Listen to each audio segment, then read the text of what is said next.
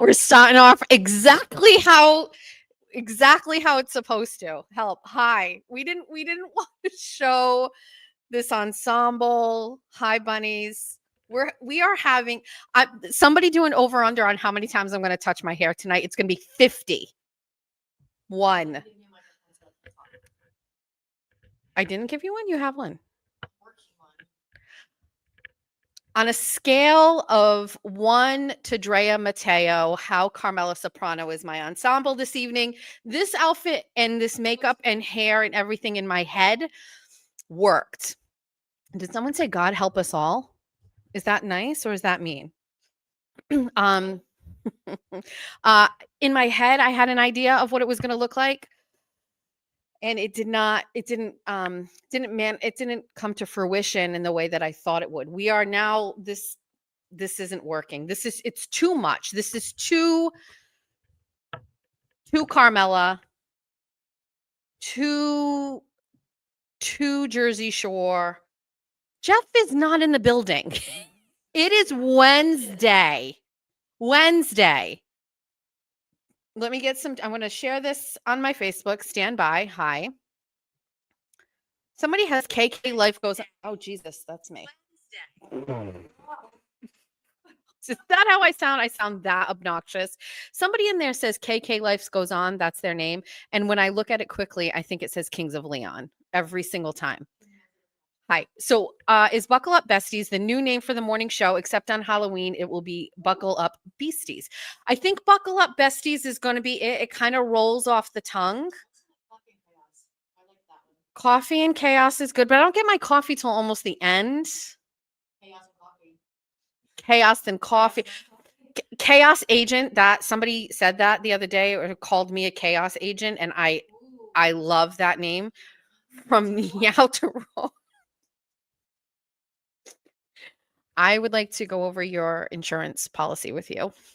with this outfit. Jeff Steve's always. I do like Buckle Up. I do. It's okay. Let me share this. Hold on. Talk amongst yourselves. Morning Bruja. BLT's in the chat. You got me in trouble this week, BLT. Because now Nan. We'll get to that. Hold on. Let me share this. Oh my God, I'm live on my own show, on my own Facebook page. And I didn't do anything. What? It's there, Erin. Amen. Maybe your computer didn't update. We got new equipment. I worked on it today. It's Erin's. It's over there. It's not ready. We didn't want to flirt with disaster tonight, so to speak. Wait, I thought you were BLT. I am not BLT. I am anyone they want me to be on any given day. I have never asked BLT who they are. I have never done anything. I don't ask. I don't know. I don't care. They're funny. They have like one of the best parody shows. Can you guys hear me well? Mike's a little away from me. I just want to make sure you can hear me well. Melanie did a lot of research for us about the sound. She commented something on the other day. I told her to stop it right now. I got so I bought a set. It's okay.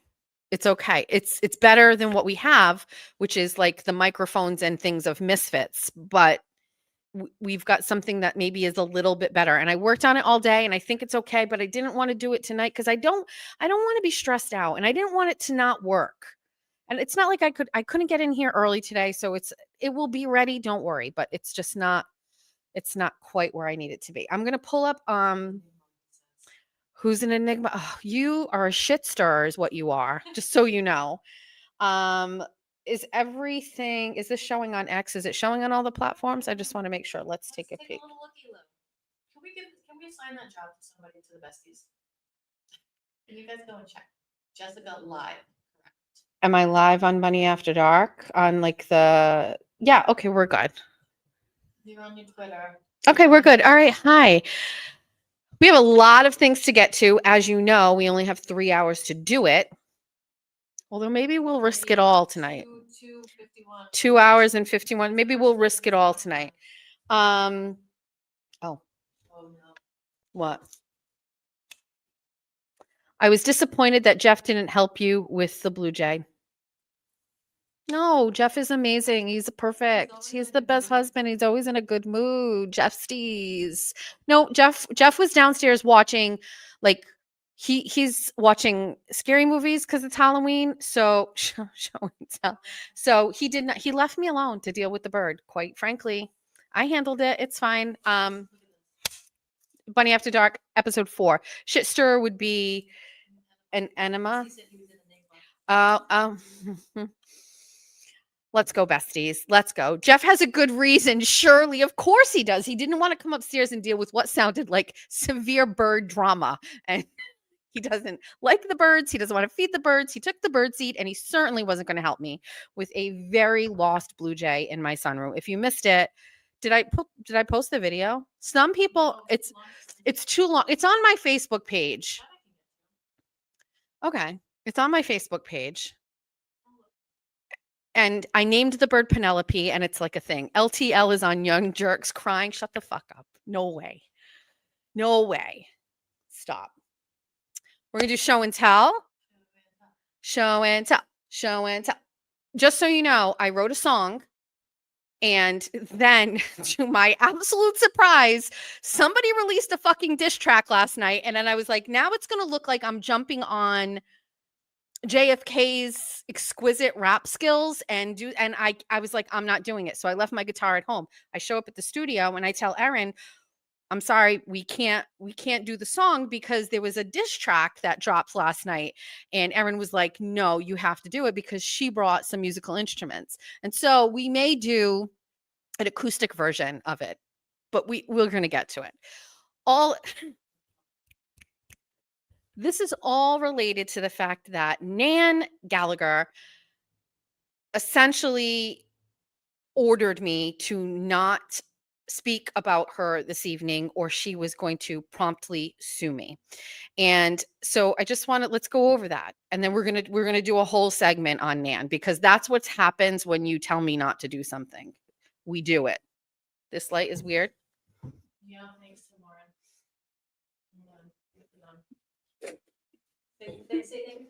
Thanks, Lauren. Just like a halo. Ah! Is that too far? You can still see it. Even more so now. I can do that. Is it too far away for me to use the light? It's fine. It's okay. It's good. Makes my hair look so blonde. First Amendment, Nan. So fuck me, because I put Nan on the Horizon social chart up here, and look what happens. So we're going to talk about it. Jessica Melanie said that was so wrong that, oops, I missed it. It scrolled away. It just goes away. I missed it. Jessica Melanie said that was so wrong for that, and Aiden and her can be in trouble. Oh, we're going to talk about that too. Because the lawyer of the year literally took a voicemail that somebody left for her soliciting her legal services and then shared it with Aiden. What kind of an attorney does that? And it instantly got me thinking to a point in my life where I needed an attorney and how many of those messages I left. And I would not want anybody to play those. So Melanie Little destroyed it. So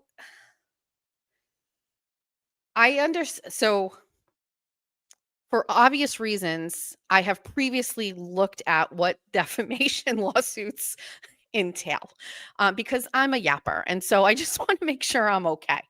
But then I had this whole thing with Kathy Carr, and where she had her attorney serve me with a cease and desist moments before I went on a Saturday show.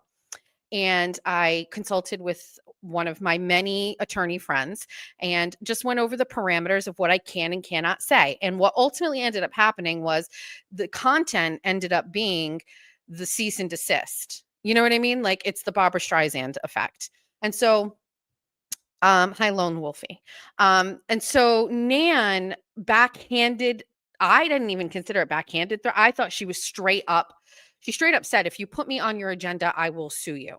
And so I'm pretty positive that that would not qualify for suing me for defamation. So we're going to talk about Nan tonight, and we're going to sing a song. Hi, besties. Hi, everybody.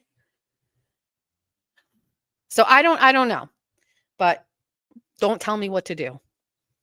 And I didn't do anything to you. And it was LTL, BLT, and put up a post and tagged me in it. And it was honestly, it was Brian going after Aiden. And I just commented on it. And then that caused Nan to write a run-on sentence and then come at me. And now we're here. And now we've got a diss track. I'm dropping a diss track tonight.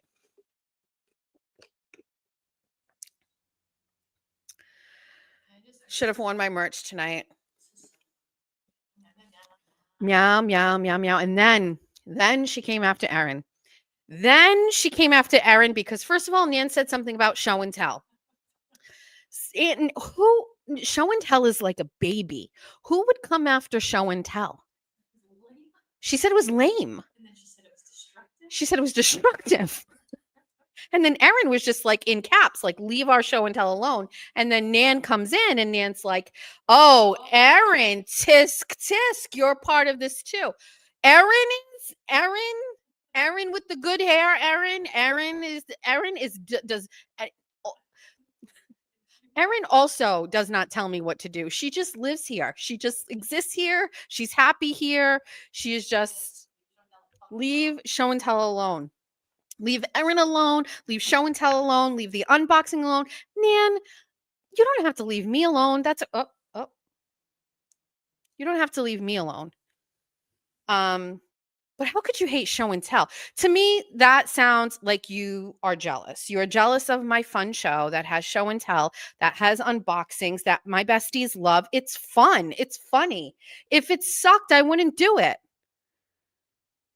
Coming at Erin that's a life choice. That is a life choice. And I know that you make good life choices, Nan. She said we're the same age.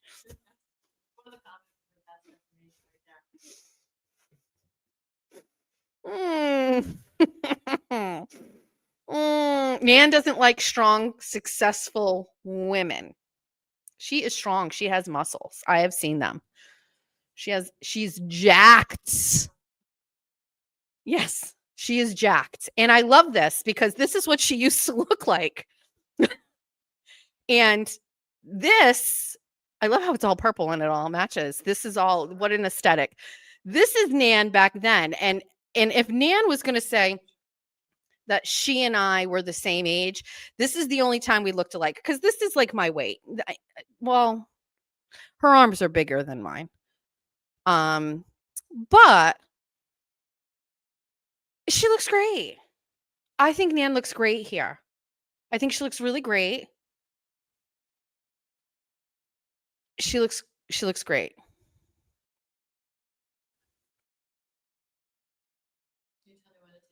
You can take it off.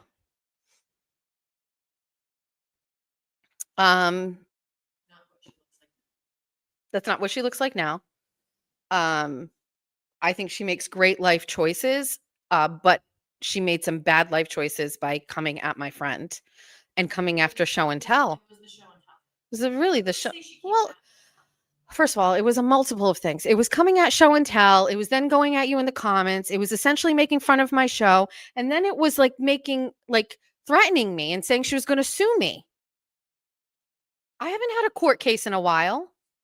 You have good hair too, just not tonight. Wait, is that what it said? Yes. Oh no, I wish I It's so bad. It's not.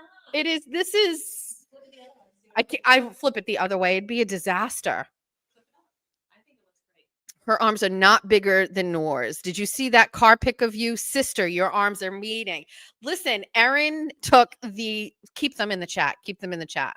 Fat shame me for this whole thing.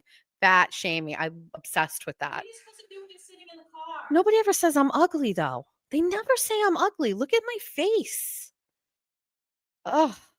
I'm never doing Ozempic. I'm never doing those things. I can't do it. It'll just melt me. No, thank you. She needs to throw away those boots. The Monster High boots. Love that look. Where's Mr. Justice? Anyway, Jeffrey is home. He's home. He doesn't come on Wednesdays. Face of an angel. All right. Hands up. Can we do show and tell? Speaking of, can we start? Sure can. Erin has a significant show and tell as well. She brought some I'm gonna things. have to lose some stuff behind it. I can't- Do you know when you so when your YouTube channel, for those of you who have them, but if your YouTube channel and you have all of your shows like on your dashboard, it's when you scroll over each one of the shows, it does like a 3-second like clip of you in the show or whatever the show is. Every single one of my clips is of me touching my hair. It's like me touching. We all the girls have a problem with it. Nice little picture. Why Okay. wasn't Nan concerned about LTL accusing them of stealing money? I'm not really. Nan is defending her boy. She made a mistake coming at me. It happens. It's okay. Some people may say I deserve it. Some people. Jess, can you spill the recording tea so everybody can move on and get over it as a community? This TB versus JFK drama is going to. I'll give you. I will definitely talk about that after show. It's on a post-it. We have post-its.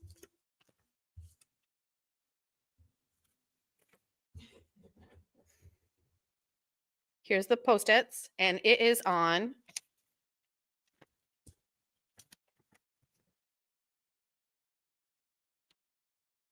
This one. It says audio voicemail. No, this is the most docile show and tell of all time. Just flip your hair the other way. What the fuck? You people are, what's wrong with you? Give it a good flip. This is, You gotta make it go past. look, what is this? This is Tanya Harding-esque. This, Push it out. Erin, you can't. Yeah, yeah, yeah.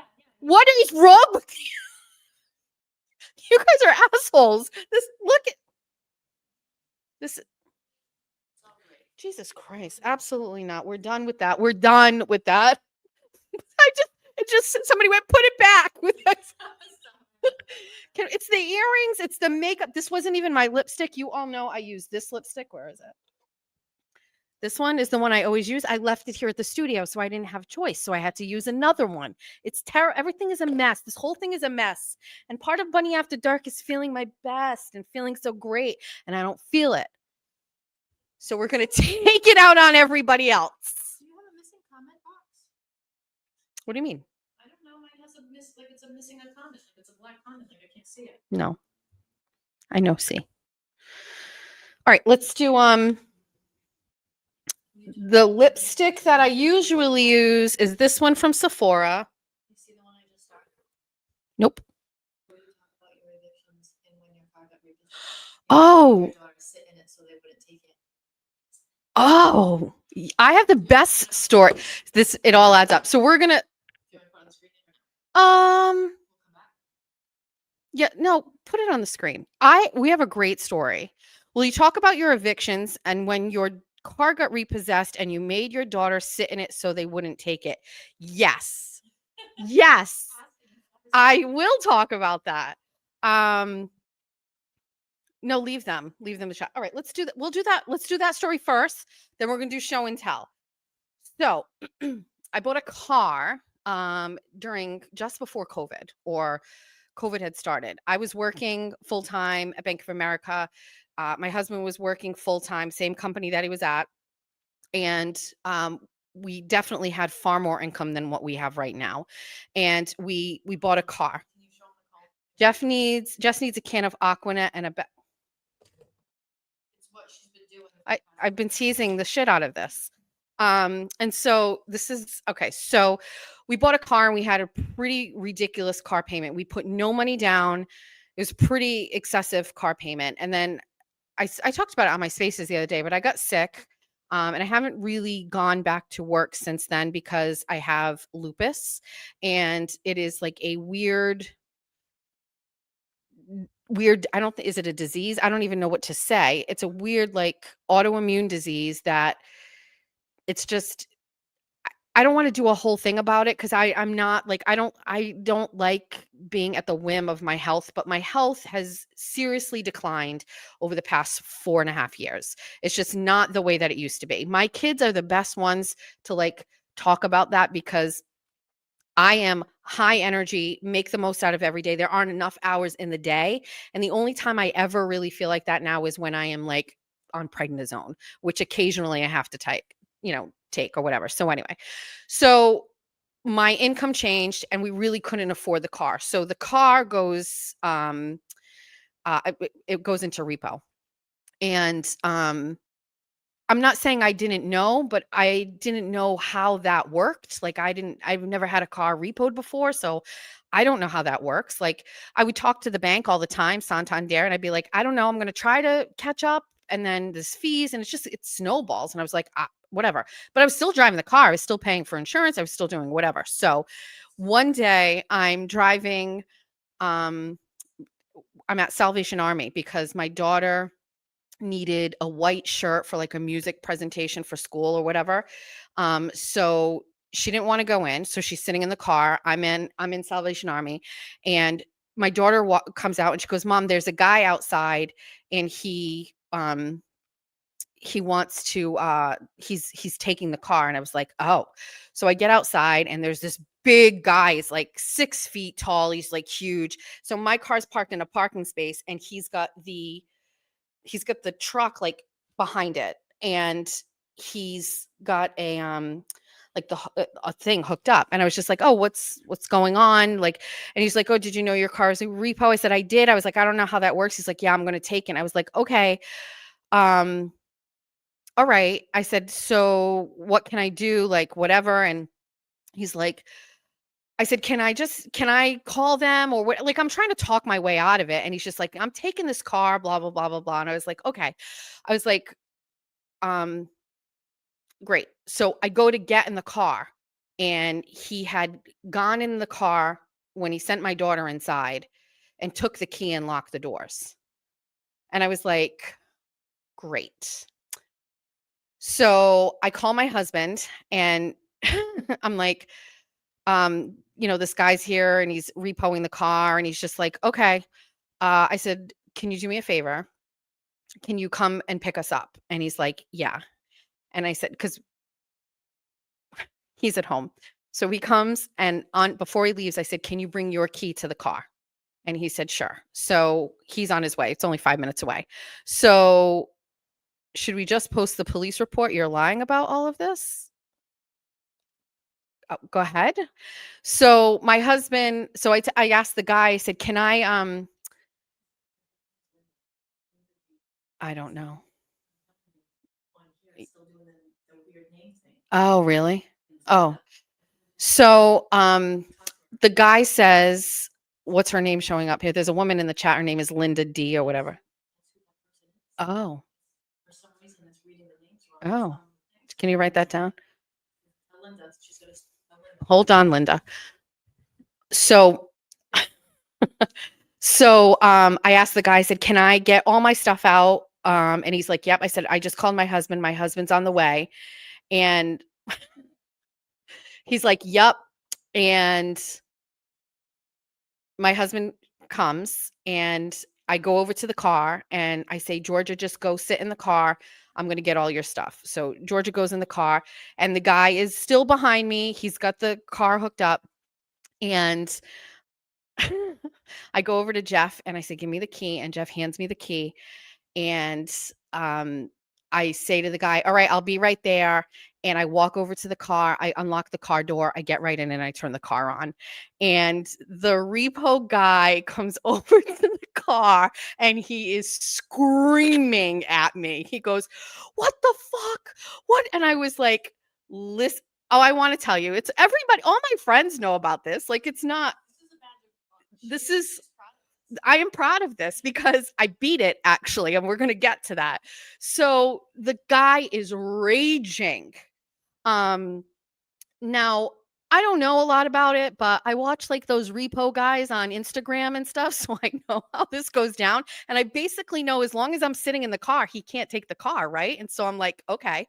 So I go to I just sit in the car. I turn the car on and he Linda, relax. So Getting the excited. guy She won. the guy calls Swansea police and he's like, I'm calling the cops. And I'm like, I'm not leaving. I'm staying right in this car and I'm not going anywhere. And like, that was my plan. It was basically like, I'm not leaving because what I did know is the minute I lost the car, I lost all the equity in the car. And I didn't want to lose the equity in the car. I didn't want the car to go. I wanted to be able to eventually trade the car in or pay it off or make a deal or whatever. So I just basically am sitting in the car. Sure enough, Swansea Police Department pulls up and the cop comes over and he unrolls. And the first thing he says, he's like, don't drive off. Your car is attached. And I was like, oh, 100%. I'm not going anywhere. So basically it's like, it's a tale of two things. The guy wants the car. I'm in the car. I'm not giving up the car. And after like 15 to 20 minutes, the guy had to unhook me and drive away. I don't know why like this would be a bad thing. Like I I won. I won. Like I got the car. And then I drove straight home in front of the guy. And I drove home. And so I got home and I pulled the car directly in my garage. In my garage. So this to me was like a turning point. I was like, okay, now I know the car is going to get taken. And Linda, what's going Linda? So anyway, I got the car. I beat the repo guy right then and there. And I will never forget, did I put on a little bit of waterworks? But like my story was like I could afford the car at one point, and at one point I couldn't afford the car, and I didn't want them to take it right then and there. I wanted to see if there was a chance that I could work it out, which I did. So then Does Swansea have the body cam footage is a must see. Yeah. Wow. Swansea afford those? They do have body cam. So I was like, saying I didn't want the car to go. I would imagine to see whatever the police report says. I didn't think they even did that, but I literally drove off with the car. That was the end game. The car was hooked. I got the car unhooked. I drove the car home. Where the car sat for another year and a half. And two things happened. So now life is a little different. Now I'm working. Now I can figure this out. What do we want to do? The second thing that happened is we bought my son a car, and we had a car from my daughter, like her old Lexus that was paid for. We bought that. We bought my son a new car and we took the old Lexus. So we were driving around an old car that was kind of like a piece of crap, but it started up every day, still starts every day. But at this point in our lives, we were like, we kind of ready. We can afford another car payment. Like now we can do this, but we have to be a little bit responsible and we have to, like get something that's affordable. We went to Prestige, my friend Jeff, where I got the other car. And I called Jeff and I say, hey, I have a car that I bought from you that is in repo. Will you take that car as a trade for a new car? And he did. Somebody keeps saying Linda, the financial manager. Did Linda hold the first loan? Linda, do you work at Santander with the first one? Linda, listen to me. Linda did the loan. So two things happened, just so you know, and this is something I wouldn't have known.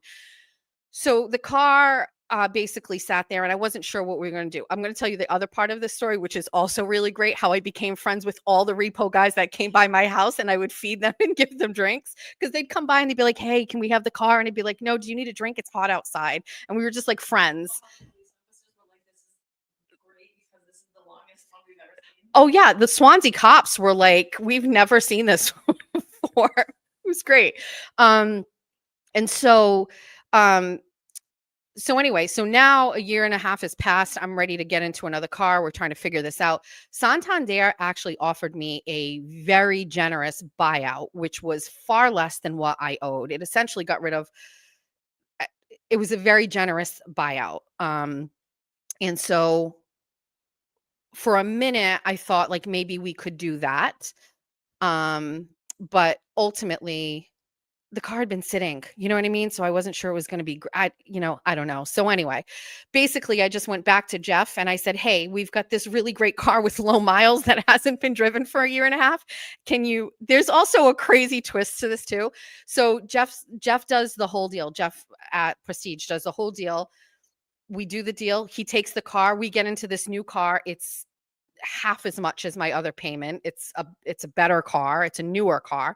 We get this new car. The other car goes away. The repo is now gone, right? So now I don't owe anything to Santander. That car goes, and then Jeff calls me and he's like, okay, we're going to come pick up the car. And guess who he sends to come and pick up the car? Guess who the tow company is that he uses?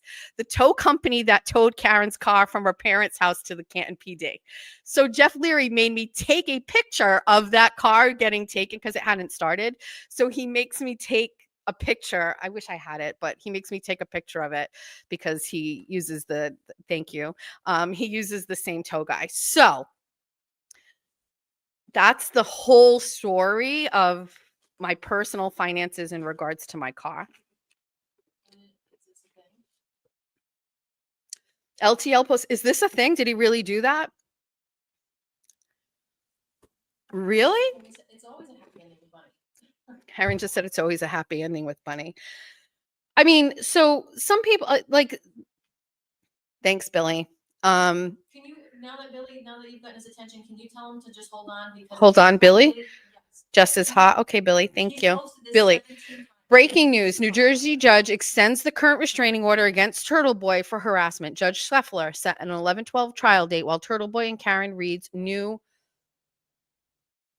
W1 investigation continues. Yes. Thank you, Billy, for the update. So the lore about the repo thing, I will tell you, for the longest time, we had to give it to Billy. I will say, for a while, Jeff wasn't convinced. My Jeff wasn't convinced that I was actually going to be able to parlay that into a new car. Jeff was not convinced. It's possible Jeffrey was doing some Google searching and being like, what's the average time somebody has a car in repossession? And when we hit like the 15-month mark, he was like, the odds are significantly decreased. But I made it work. I did all the things. I don't know. Life is hard. Like, I don't know what to say. Like, I scrap. I'm scrappy. And if there is body cam footage of me putting on a show for the cops and the repo guy, I will be up for another Academy Award. I don't know. I mean, is it as bad as I'm willing to listen to the chat. Is really as bad as everybody thinks? Tell me, is this bad that I had a repo and that I parlayed it into a new car? Ugh. My car payment for my first car was like $575. It was stupid. We put no money down. I mean, nothing for nothing. I didn't put any money down this time either. I don't even know how I did it. It was like a magic trick. Don't forget to pay your car now. Jeffrey's got it handled. Is it a bad look? This story makes me love me more. You did not scrap out of all your evictions. Well, I've only had one eviction and it wasn't even really a true eviction. But if you want, we can do that story time too. So not unlike a lot of people, I'll tell this story too. Not unlike Erin. Is it Linda? I'm going to give Linda. I fucking work in finance all day. Yeah. I'm not doing it on finance. Can we stop? Can we ask Linda to? Linda, Erin is asking you to stop, but let's do this. Sounds like somebody is like, so the bigger issue for me is somebody who knows. I've already figured it out. Anyway, so let's go into the eviction thing, because this is actually a good one too. Story time. So I bought a house in 2008. It was my ex's parents' house. We bought the house, and it was during the 2007, 2008, 2009 mortgage situation. On paper, we should have never been able to qualify for this house. I didn't work. I was a stay-at-home mom. I had just had a baby. And my ex barely worked. I mean, he worked full time, but he was not making a lot of money. I don't know how we got the mortgage to this house.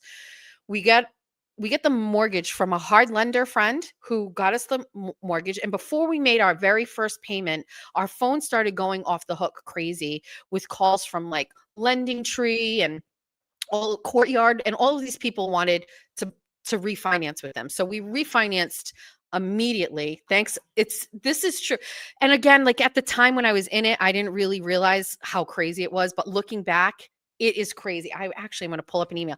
So we refinanced before we ever even paid our first payment. The hard money guy probably made like $5,000 off of us. We refinanced or whatever. Did I know Linda, I have no idea who she is. It's not really Linda. So we get into this mortgage.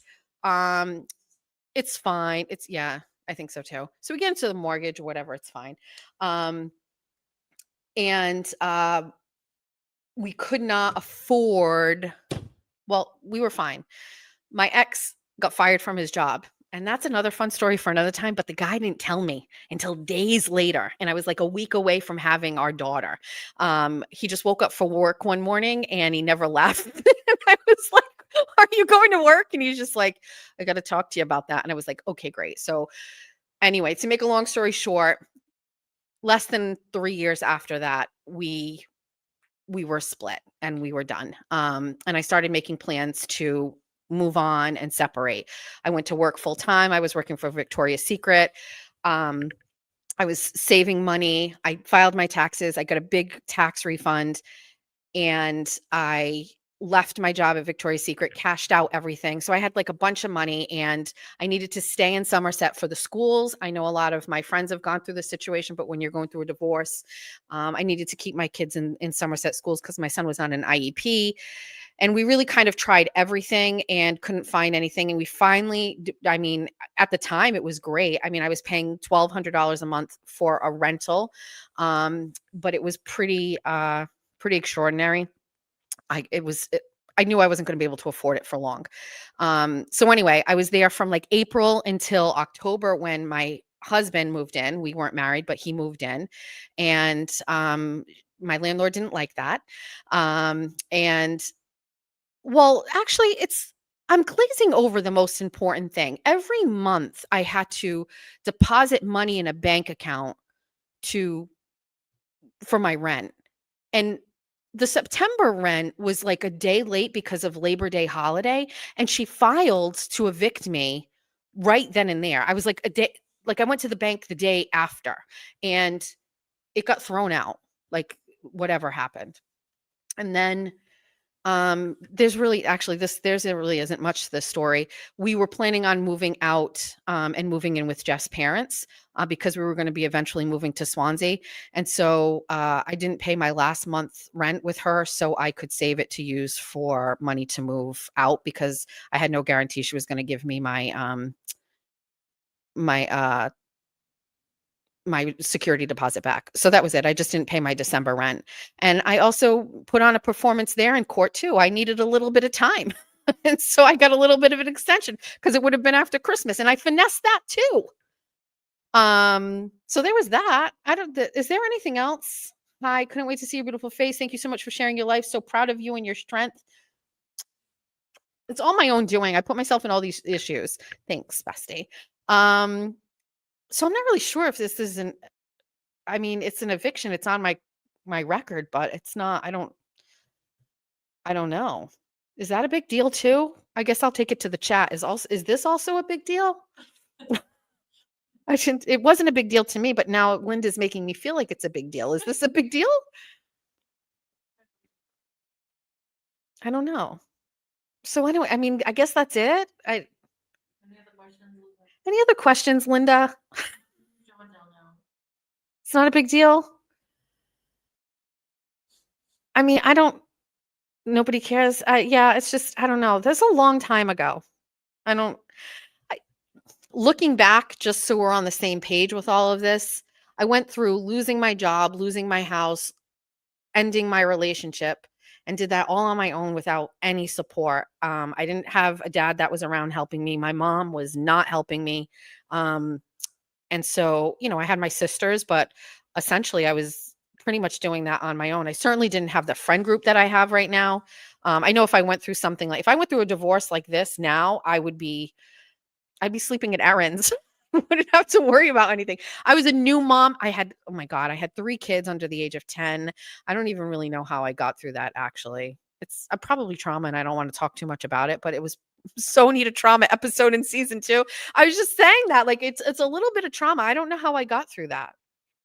I remember thinking though, like and I used this somewhere and it stuck with me. At that time, I had no idea of knowing like the landscape of my life at that time. I just knew that I couldn't stay with him because it was just going to be like cinder blocks around my ankles forever. We were never going to get ahead. I knew I had to let go of the house, as sad as it was, and start over. And I knew I had to leave my job because I needed to be at home with my kids during that. So I don't really know. It was a really tough time, actually. But thank you so much, Linda, for exploiting that for what I think you think is going to make me look bad. But we still have this. We still have this going. So yeah, I mean, I'll be honest with you. I don't really keep anything, but I didn't feel like that was stuff like I wanted to share because I don't know. So, but I'm happy to share the story. I don't really know what else there is about it. I beat the repo guy, man. That is just like anyway, I love my new car. Show and tell? Show and tell. Let's do show and tell. Maybe we can share our hard stories sometime if you would like to. I don't want to put pressure on anybody, but your mom owns your house now, but you made it seem like you closed on it yesterday. What? Everybody knows that my mom owns my house. I own no assets. None whatsoever. The car's not in my name. The house is, we've talked about that. Nothing's in my name because I run my mouth and I don't want anybody to sue me. So the only thing you get is you get like things like this show and tell item. Nan, if you want to sue, you get that $10 from Joanne. You get this amazing studio with all my Amazon stuff. Wait, listen, my mom owns my house 100%. Everybody knows this. Welcome to, and I don't get it. Jess has always said her house was in her mom's name. Always. I'm in the will, maybe. So Nan can get anything. Well, it's nobody's business, but it's public information. Anybody, you know what I mean? Everything is in my daughter's name. Damn, everyone up in Jess's business. I know. It's good. I don't know what else there is. Maybe it's because you have such bad credit. Technically, the reason is because when we bought that house, well, my mother bought it. When we bought the house, my husband had a house that was. I'm not applying. Erin is so mad we're talking finances. She hates it. Erin is not like it. I don't know. Like my husband had a house too with his last. I'm not really sure. Nothing's in my name. Like literally nothing. I don't know. Nothing's in my name. Anyway, are we done with that part? Did you grow up in New Bedford? Somebody asked. Oh, if you grew up in New Bedford, and this person said you did grow up in New Bedford. So this person who says that I grew up in New Bedford, this is actually. That's unfortunately, you just said something that's so. There is another person with my name that is in New Bedford that lost her kids through DCF. And that is not me. I've never lost my children through DCF. And that was actually a pretty fucked up story about that person and her kids. And her kids were sexually molested. And some people were basically saying that was me and my children. And so it is not, I did not grow up in New Bedford. You can go on mass courts all day long and type in my name and you'll pull up a bunch of things, but there's a lot of people with the same name as me. That is defamation. So if somebody wants to type that I lost my kids, you're on a time limit. Just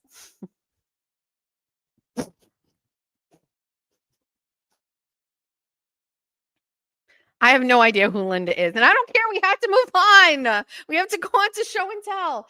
I have an obsession with things that are trinkety and lights, and I saw this a lovely, amazing rose. This amazing rose butterfly trinket that lights up. And I just had to have it when I saw it at Walgreens, and it lives in my closet. It's bright, but at night when there's nothing, oh, it's just, I don't know what it is. There's something about this thing. Look at it. It's like Avatar-esque. I'm not really sure, but anyway, somebody said garage sale. What? I never chat because my old eyes can't keep up. Oh, I lost it again. It went away. Anyway, I just love this thing. I never chat because my old eyes can't keep up, but I actually found you when you filled in for Grace. I enjoy your commentary. Thank you. Um, Beauty and the Beast vibes it's giving. I'm not really sure. It's a portal into another world. I'm not really sure what this is, but I love it. And it was the best 1999 I have spent in a long, long time. Look at it. It's like a plasticky rose.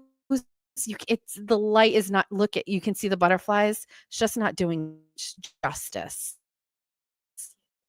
So beautiful. This is my first item for show and tell. Really? If Jeffrey came home with that, I would have squealed. I would have been like, all right, next. I have a bar in my dining room and I have 2 pictures that are on it at all times. And it is this one. There's Erin. There's Lauren. Erin in the back. Lauren, the one that always meows, she's over here. There. And my friend Melissa and Kathy and Meredith and Stephanie. This picture, and then I have this picture also up in the same spot. It's the same bar. It's our local bar, and that's me. And the funeral lady right in front, and Erin in the back, and Lauren. And this has our friend Allison who moved away, but Melissa up front too. And both of these times are when I won my court cases. Meredith's in here? Yeah. Meredith's in here. This is when I won my court cases. We don't talk to Meredith anymore. There was a problem. Somebody said there was a problem.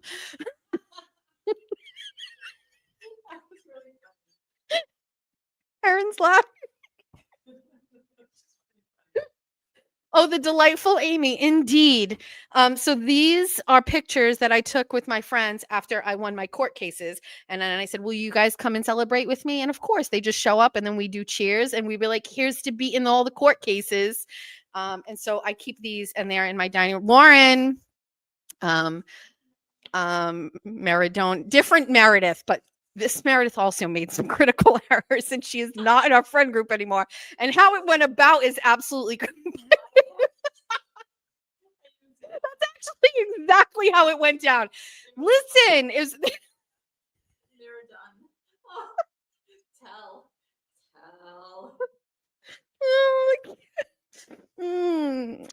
it's I'm still at the repo man. Listen, the situation with Meredith is unfortunate, but Meredith critical decisions were made. Oh, here we go. Wait, no, this one. They're starting with the clock. The Wednesday TikTok. Meredith went bye-bye. Let me tell you how it happened. I don't know. Probably not. No, nothing against Meredith because I actually really liked Meredith a lot, and we did a lot of things together. We went on vacation together or whatever. We have this mom friend group, okay, and there are, I would say, some unwritten rules, and it's just I'm sure you all have whatever. We're not going to get into the 2T, but there was somebody that did something dirty to one of the moms in the friend group, okay? We can't talk to that person anymore. I block that person. I delete them on Facebook. That's the only socials they have. There's some serious lore there and we can't tell the story, but the person screwed over one of our friends, one of the moms. And so that's it. We can't talk to this person anymore. Now, me, that girl, and Meredith all talked to this person. It was not, I guess, directed, but it was 100% we do not talk to this person anymore. That's it. Done. Same thing I did with Courtney and Tina. We can't talk anymore. It's over. Well, I went back and texted one time, but whatever. But this person we couldn't talk to anymore. Well, I am spilling the tea. Give me a second. Well, one night we were all out and me and Meredith were last out and we were sitting at the bar and Meredith mentioned that she was talking to the Meredith mentioned that she was still talking to that person. And it was pretty significant. And this unfortunately was a moment. So I said, okay, I do not think that this is appropriate. You should not be doing this. Fine. The next day, I went and approached the other girl and I said, I need to tell you this. Well, I'm sorry. I messaged Meredith and I said, this is a big, you can't do this. What the other person did was so egregious. It was definitely like, you cannot talk to this person again. And she was like, oh, I didn't think it was a big deal. Okay, it is. So I said to Stephanie, here's where we're at. She's still friends with this person, more than friends with this person. Like not in that way. I'm just saying like was really like talking to, I didn't mean it like that. Edit that out, Erin. I didn't mean it like that. She's still going. Is that Linda? No, it's Karen. Karen and Linda are tag teaming you. Karen and Linda are tag teaming. You want to be in this gang. So so on Wednesdays we were so I can't tell you what she did. I'm just telling you what she did something. She was talking to another person that we don't talk to anymore. And my friend basically was like, I am cutting her out cold turkey. I am done. And I didn't know that she would really act that way. I thought she would probably confront Meredith. She was like, yeah, we're done. So now, thank you so much. So now I have this big group chat. So I have to create a second subgroup chat. And I bring everybody over to the group chat and I say, I'm here because my friend is no longer going to be speaking to Meredith. So I need to take a vote. What do we do? Do we kick her out of the original group chat or do we just start this whole new group chat? And I left it to the chat and let them all decide. And we had to remove her from the chat. And so that's what we did. Oh my God, all the Merediths in this chat. So they said, let's. So many Merediths, so little time. We had to. While you were speaking, Yes. this came in. I never chat because we saw that one. Yes. Thank you very much for that. Oh, hi, Marie. Thank you. Welcome. You were voted off the island. Decisions were made. Mare buried under the rubble. It is what if it's any consolation, she has another friend group, which I think is really great, and so she's fine. But it was really not up to us. It was really up to the person that was not offended, but the offense had happened to, and so it was her choice. And so we all stood by that, and that's it. She's on a farm with, I can't, you fucking people. Next item for show and tell is, this is crazy. It's World Series. I don't know if anybody saw, but the World Series went to 4:00 in the morning the other night. I was watching with my husband. It's not the Yankees, but whatever. It was her decision. Thank you. And so, in the spirit of the World Series that we are on, I have 3 World Series, American League Championship Series in 1986 tickets. These are my mom's. So this is game 1 of the 1986 American League Red Sox. It's hard to see. This was a box seat, section 26, box 150, row double D, seat 2. So I don't know how much that ticket would be worth today, but for an American League Championship Series Game 1. This was a $25 ticket. I don't know how to get it so you can see it.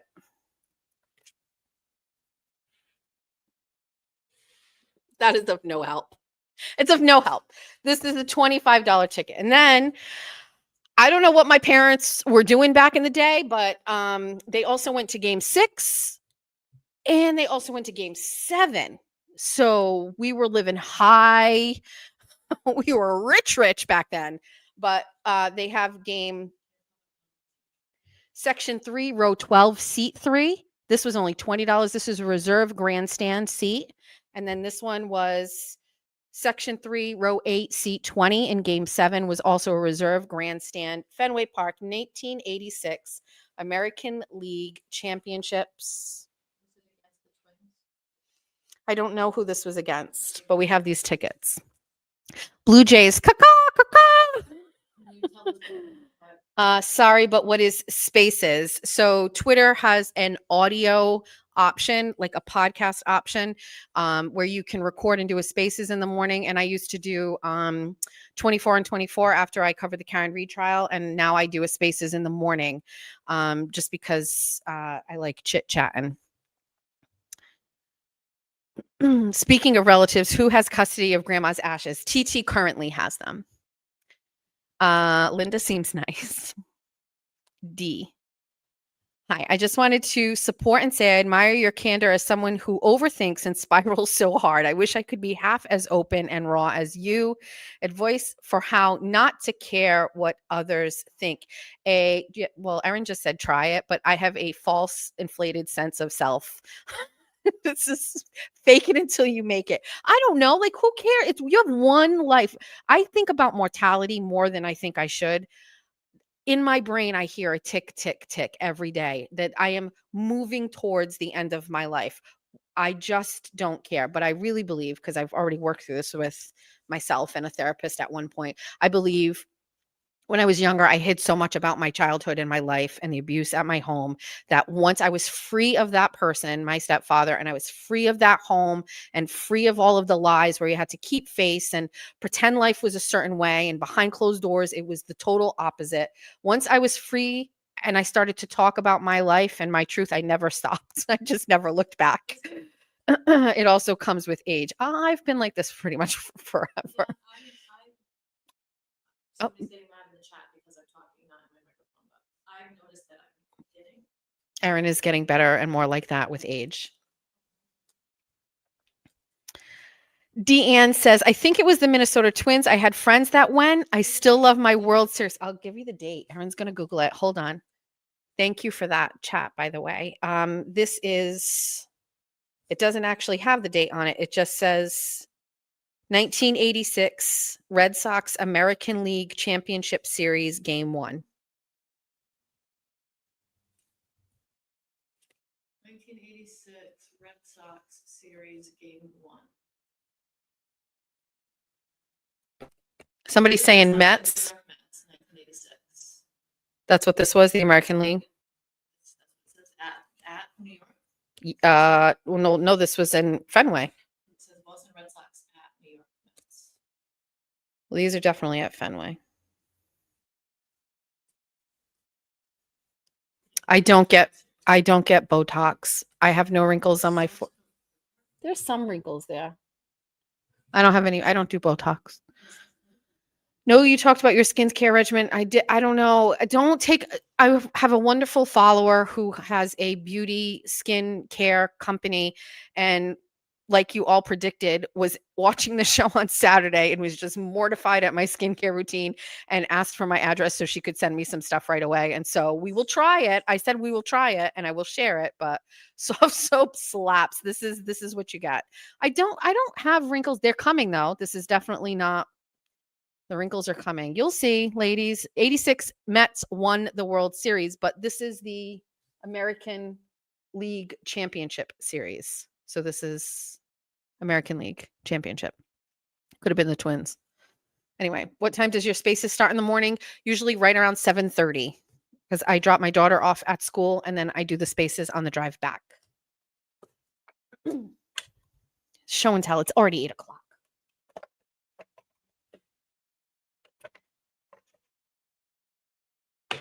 This phone was in my grandmother's house. It says, wait for Fall River OS Osborne. The number was 22962. Call Auntie Deb. Auntie Deb uses phones. Auntie Deb uses a phone. Auntie Deb uses those. Oh, he does? Yeah. We're going to talk about Auntie Deb in a minute.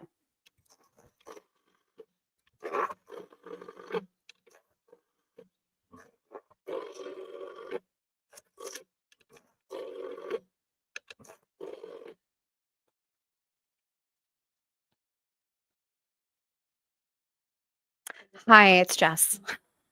How's it going? Good. Listen, somebody's in the chat and they know everything about me. They know about the repos. They know about the.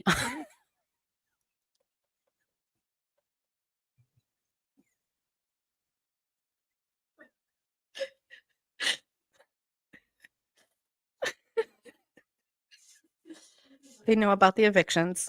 It's only a matter of time before they figure everything else out. What should we do? No, I would never do that. Never. How could you? I can't look at her.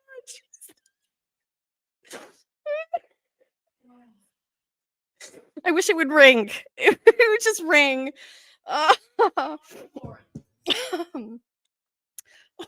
Wait. Let's do it again.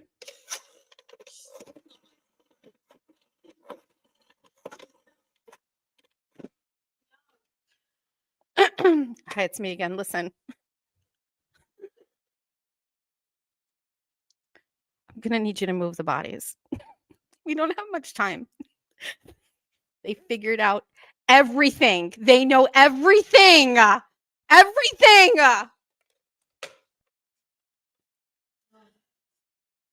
I don't know. I don't know what to do. I'm so nervous and I'm so scared. Oh, remember Carlos, that repo guy? Yes, I love him. He was great. By the way, that repo guy actually was awesome. He would come to my house. He would knock on the door. He'd be like, hi, Jessica. And I'd go, hi. And he's like, what are we doing? And sometimes I would make up these fake stories. I'd be like, oh, I'm going through a divorce and I don't want to get rid of the car. And he's like, oh, what do you do? And I was just like, oh, it's just not working out. And then the next time he came by, I was like, we're back together again and we're going to try to refinance everything and do everything. He's like, oh, I hope that works out. One repo guy gave me his number and he said, when you're ready to give it up, can you just call me? And I was like, yes. This gem sits in my foyer, and it is very reminiscent of my childhood. Is this phone tapped though? The feds are on this one. It's all in here. This is where we store all the Coke. All right, so that's my other one. I have one more item of show and tell, and then we're going to turn it over to Erin. This one, I'm reaching out to all of the besties here. I'm asking for some help on this. When I was a kid, what? Linda is when I was a kid, well, if you're my age and not Nan's age, my age. If Nan is 49, fuck me, okay? I'm just letting you know. So when I was a kid, if you're my age, board games were a thing because we didn't have the interwebs. And so there's a lot of like Oh God, I'm dying. hang up so they can So old school. Wait, there was another one. star 67. Look, it's She's calling you. three-way Three-way calling. When you're done with it, give me a call. I can't. Shout out Gen X. I can't wait to meet you again in Mashpee, bestie. Anyway, so when we were kids, we all had tons and tons and tons of board games.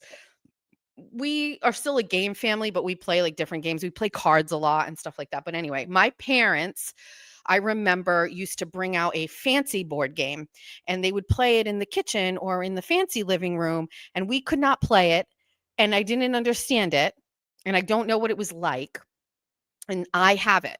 So my mother gave me all the board games from the house, and I have this game. and it is, I don't understand, but it was a big deal. So I'm wondering if anybody else had this game or if their parents played it.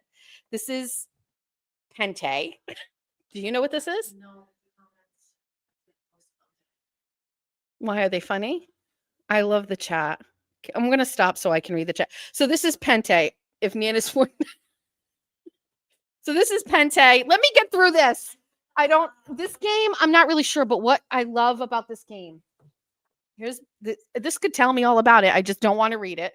Let's see. You never heard of it? Okay. This game is from 1982. Pente. That's how it's called. It's- Same. I know, but listen, just wait till you see what it has. It has a board game. Like here's a No, you have friends. all right, here's this, right? But Please, listen, godmother. It's baby's listen. godmother. listen. Somebody just said, I love Pente. Somebody has played this game. Look what it has. It has these little velvet bags, and in the The bags, round disc. gems. It's gems.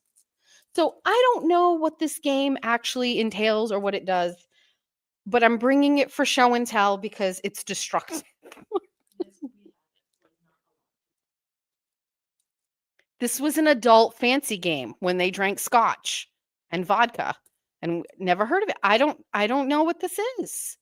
So I brought it. I have it. I literally look everywhere for it. It's got little glass gems. Yes. So the glass gems, these are red.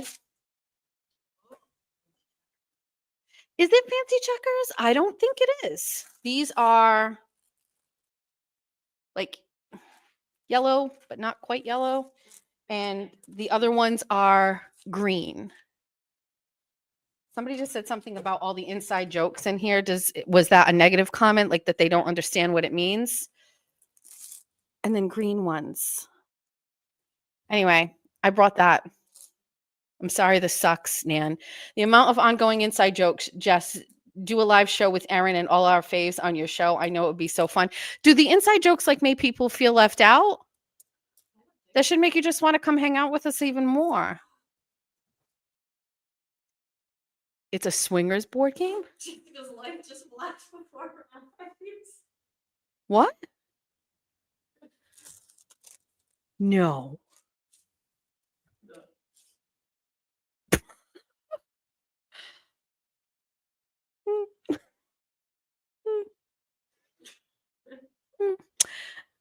It's not. Did somebody just say my parents kept Scrabble pieces in a Crown Royal bag? I'm going to tell you something. Every single person had a parent, if you're Gen X, had parents that used a Crown Royal bag for something, whether it was game pieces, whether it was weed, whether it was cocaine. I don't know, but we had a lot of Crown Royal bags in our house. Fun fact, my hard liquor of choice when I do drink is Crown Royal Peach. And I have many bottles of it and many orange peach bags. The purple velvet bag, yes. Apparently. Could have been. I don't know. We weren't allowed in the house when they played Pente.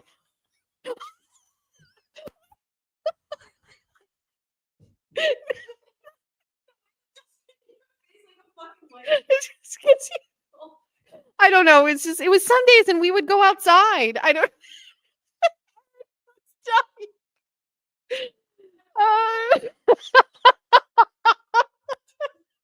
It's true. We weren't allowed inside.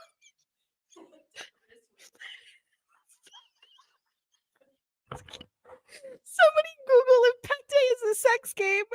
I'm Googling it myself. Fuck all of you. Hold on. Hold on. I'm Googling it. Do we Google it or do we chat GPT it? Let's go Google it. Was the board game Pente a sex game? Swingers game. Wait, look, well, there's your answer, Jess. When you said you had to be in the house when they played that. There's a Reddit thread.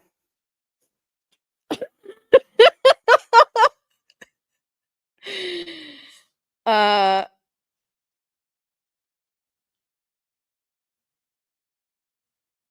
Oh, there's a whole Reddit thread. What?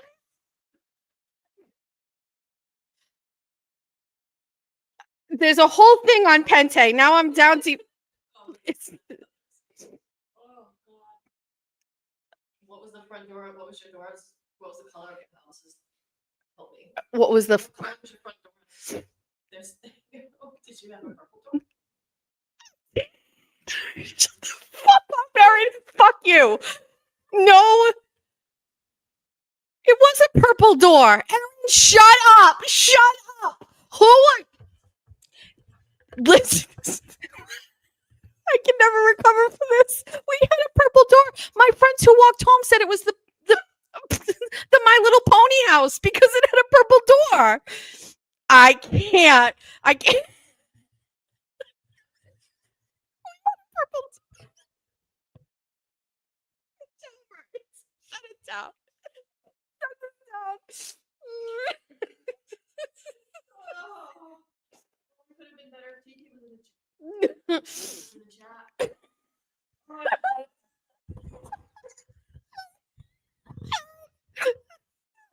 Somebody said the pate beans are anal beans. No. Oh, Somebody said you better call my mom right now. Should we call my mom?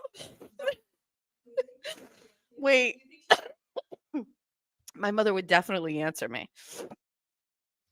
We could do it. Do your parents live in the villages? Yeah, this chat gives me life. Oh my God, I'm sweating. Did we? Ugh. Yes, in real time. Did we? Whoever made that put comment. Somebody get TT on the phone immediately. Let's call TT. Do we call TT? We're gonna call a friend. Who are we calling? Do we call TT? Do we call Mima? What do we do?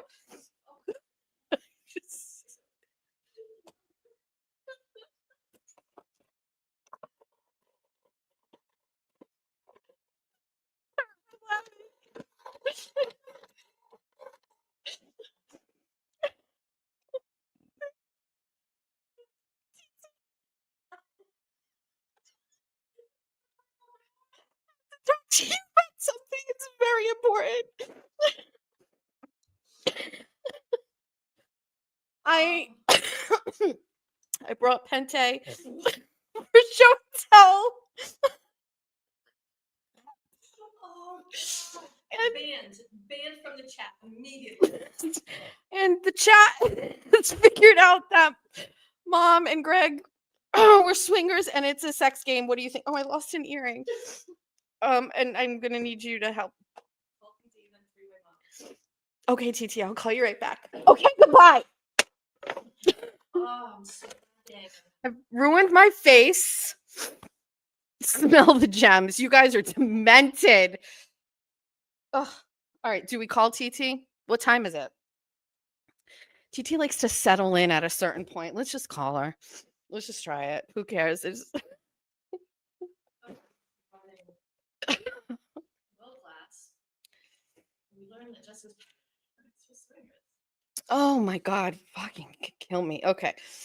I'm going to see TT tomorrow too. Let's call TT. Let's call her. And then we got to move on. You got to do your show and tell. We got to get through this agenda. Somebody move on. Kick that person out. Kick him out. Kick him out. Kick him out. TT, hi. I'm live on the show right now. Everybody can hear you. Say hi to everybody. Hi, everyone. I have a question for you. Yes. So for show and tell tonight, Yeah. I brought the game Pente. Oh, old She old knows. Eva goodie. So I What? What's going on? I said to everybody, I said, listen, I don't know if anybody else has had this game. Like, do you know about it? And somebody put that on. So What? I can't I understand. know, hold on, I'm gonna get it out. So I put it up and I was just like, listen, I was like, this game, does anybody know what it is? And somebody was just like, it's a sex game. And I was like, it's not. And somebody's like, it's a swingers game. And I was like, no, it wasn't. And so I like Googled it and there's a thread on Reddit about it. And then fine. But as I was working through that in my head, somebody went, was the house you lived in, was your door purple? And I said, yes. And they're telling me that that is a swingers color. And our door was purple. This is bullshit. And then we went, We have not met our parents. and then Jamie, stop, hold on. And then I just casually was just like, yeah, I never saw them play it. We always had to go outside. And then Aaron lost it because I never did see them play Pente, Jamie. Our parents did not like. Our father did not like anybody in the home, let alone strangers. He didn't even like his relatives in the house. They played with themselves. They just played it with each other. Out downstairs in the fancy living room, like where we weren't allowed, and it was like Saturday night, and either we went to our grandparents or we went upstairs to watch a movie on the VHS. Correct. Thank you. Yeah, like Fraggle Rock or something. Yeah. There's no. There, if they knew our parents, there was just no freaking way. Also, I feel like I should let you know, somebody came into the chat tonight and tried to dox me and tell everybody about my car getting repoed and how I beat it. So I told everybody the story. Wait, so somebody's trying to Yeah, somebody dig up like dirt on you? somebody was like, "Oh, like I know you had your car repoed and blah blah blah." So I told the whole story. And then Yeah. they were like, "Oh, you also have all these evictions." I was like, "No, I was evicted one time from this house and it was because we were moving or whatever." And then somebody came in, TT, and they were being mean to me and they were saying mean things. Really? Mhm. Hiding behind a fake name? Yeah. Mhm. Do I have to take my hoops off TT asked if she has to take her hoops off. and put my hair up? Because that's Um, worth a pension. Jamie, do you think TT brushed? Somebody just commented that you're brushing Jackie O's hair right now. Of course I am. I'm watching the Dodgers. That's what I'm doing. East Coast, the West Coast Red Sox. That's what I'm watching. Can you Anyway, what? confirm yes or no and be very honest with my friends? Okay. Do I have with my friends with my be honest with my friends. Do I have any shame in regards to my repossession of my vehicle? Absolutely not. It's actually a running joke. Do I have any shame that I lost my house is in mom's name? Absolutely not. It's a known fact.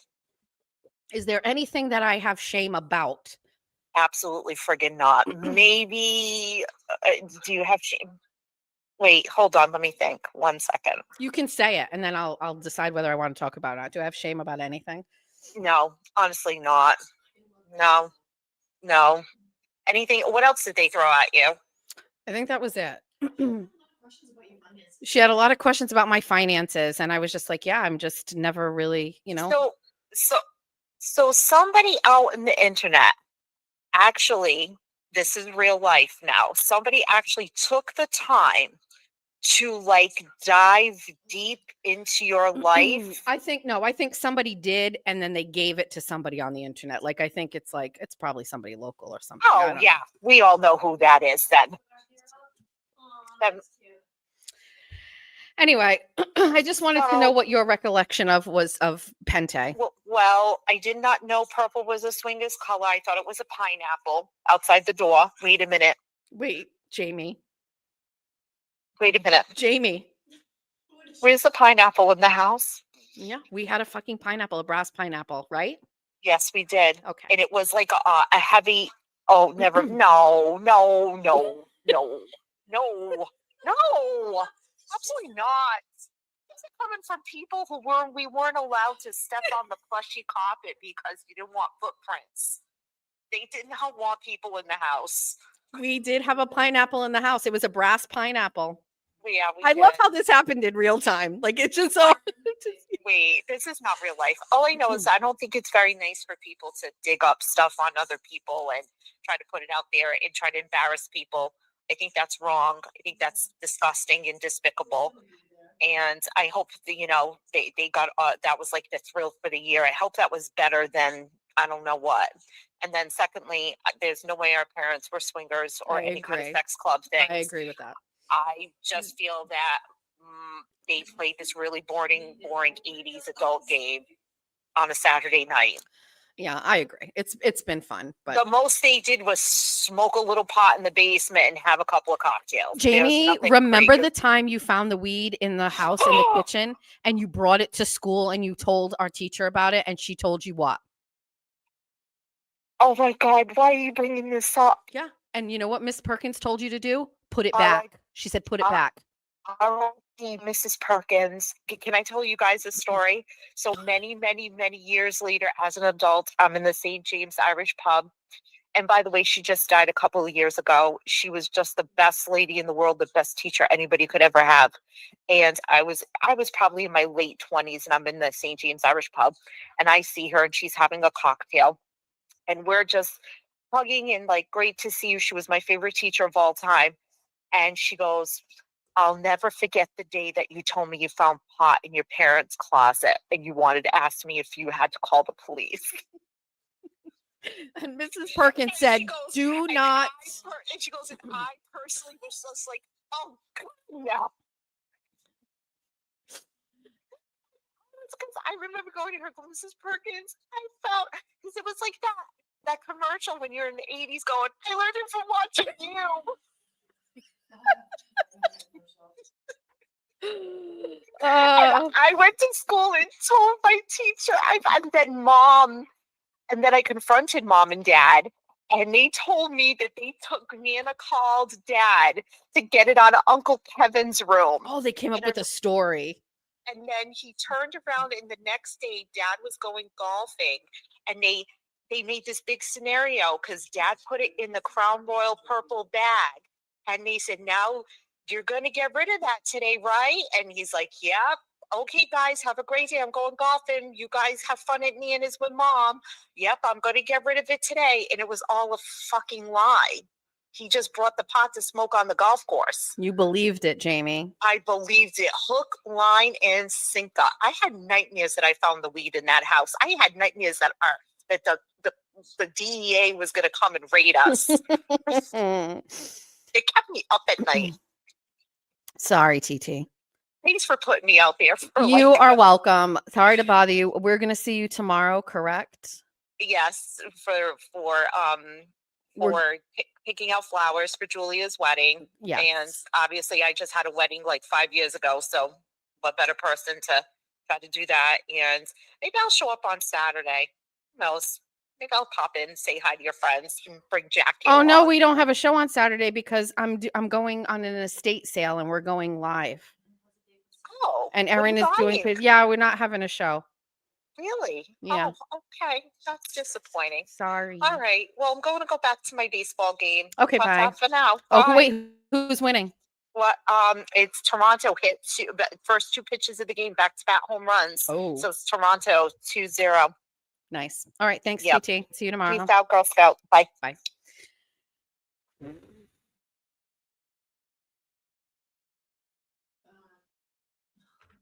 Where? Oh, I know. Facebook? I did it on Facebook, but let me send it. All right. Who is this? Diana Peterson, $10. I'm sorry. It's all coming together. This was fun. Bag of Sid. What are we going to do with all of these things? There's an apology to Nurse Kim in one of these. Erin's going to do her show and tell. Show and tell. I'll save it for another day. We have other things to do. Erin wants to forego show and tell. We have other things to do. I'll save them for another I blame Linda. I was sending you a picture of the tow company that came to get the car. I found it. Hold on. I'm going to send it to you. Getting some messages. Yes. I can send it to text because it's only 4 seconds. What are all of these things I got? Oh my God, all these messages. Hold on. Erin. Jessica just explained to her sister live on air that we are not going to show Saturday because I didn't send it. Are you sending that message to Yes. Jen? Yes. All right. I sent you that. It went through. Okay. Hi, Jay Sand. That's so nice of you. Thank you. Thanks, Linda. We needed that laugh. That was good, actually. I know somewhere, as I keep my notes, I know somewhere I was going to tell that repo story. It was probably around the time where I was getting my car, which has been a couple weeks, but I don't know. We never got to it. I thought about it. All right. Let's go through these. Linda was a great guest producer. Yes. I sent Erin a picture of the tow guy. It's literally the tow guy that towed Karen's car. And Jeff Leary was very proud that that was his tow guy, and he wanted me to take a picture and send it to him. So thank you, Linda. This person, Luna's mom, Jessica does read her messages. Thanks for the sweet note. So it was in the other chat envelope or whatever, like the other mailbox. And I saw it, and she was like, I don't want you to think that I'm like a bot or whatever, but she's a real person. Hi, bestie. All right, so let's go through these. So I'm going to pull up the date. There is an event coming up that if you are in the Worcester area, Bringing this video on? yeah, you can. Yeah. Erin's going to show the video. It's like 3 seconds, but this isn't the repo guy. This is me. The final part in my repo story, which is I beat the repo man, I beat the repossession, and I got the car parlayed into my new car. That paid it off. That loan is paid off. There's I think it's just me talking. Like it's that. Oh yeah, see, look, there's Jeffrey. You get your Jeffrey taste. And there goes my car. And Jeff Leary was very excited.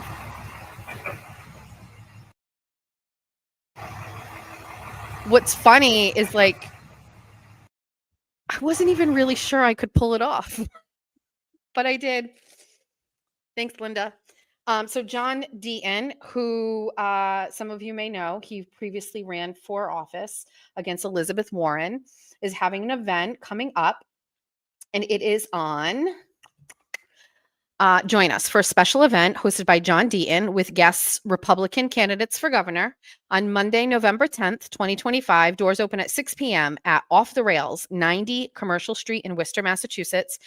There's an exclusive announcement at 7:30 p.m. I believe that is that Mr. Deaton is going to be running for office again, but I won't say anything.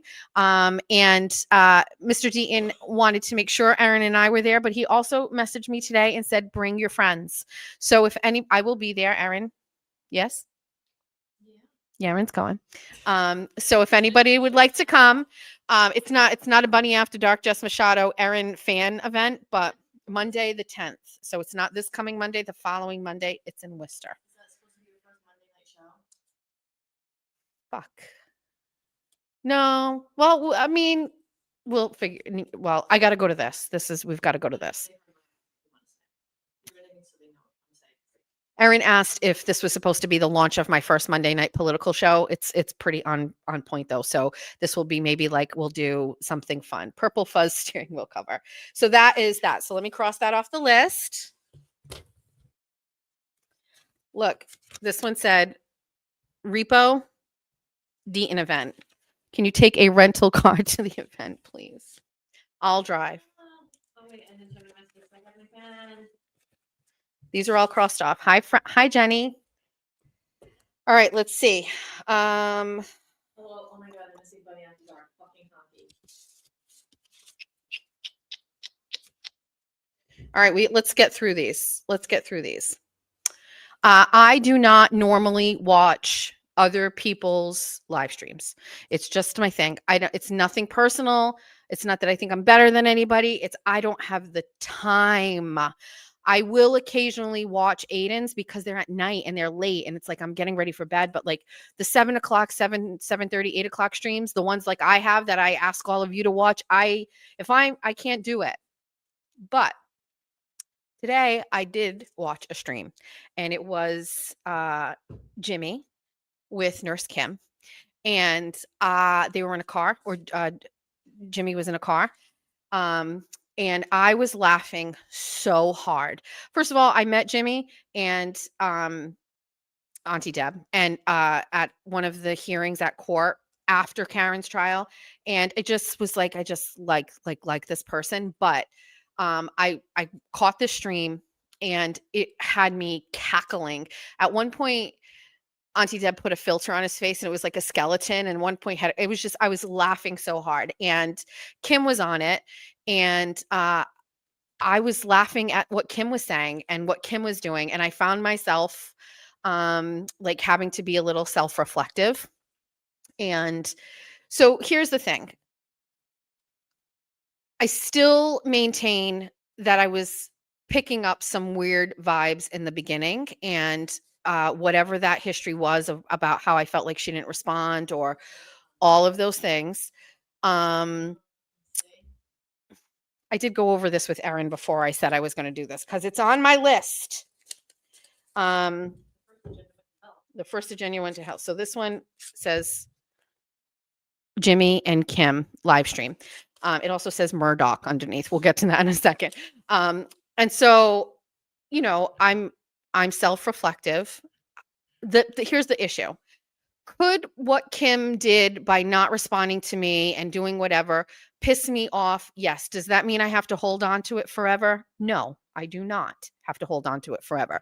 And part of me is like, once you fuck me over, or in my mind, fuck me over, I'm not going back. You saw what we did to Meredith in the chat. It's like we're done. However, I was laughing right along with Kim, and her vibe was my vibe. And, you know, I remember when shit went down, a lot of people were saying, I love Kim and I love you, and you two are my favorite girls. And I didn't know that because I don't watch her shit. But watching Jimmy and watching Kim today, I was just like, she's so funny, right? Now, I already had in my head that I was going to say this. I will admit that I have held on to this for too long, and that I should not have held on to this for too long. I'm not saying I am in character. I am just in my self-preservation mode, and I was not happy. I was upset, and I only have one way to deal with that. However, I apologize for holding on to that and making it out to be a bigger deal than what it was. There's another part of that I have to say is Jen Altman is friends with Kim, and I don't know how deep that is, and I haven't asked, but I know there's a connection there. And fuck Jen Altman, I hate that girl.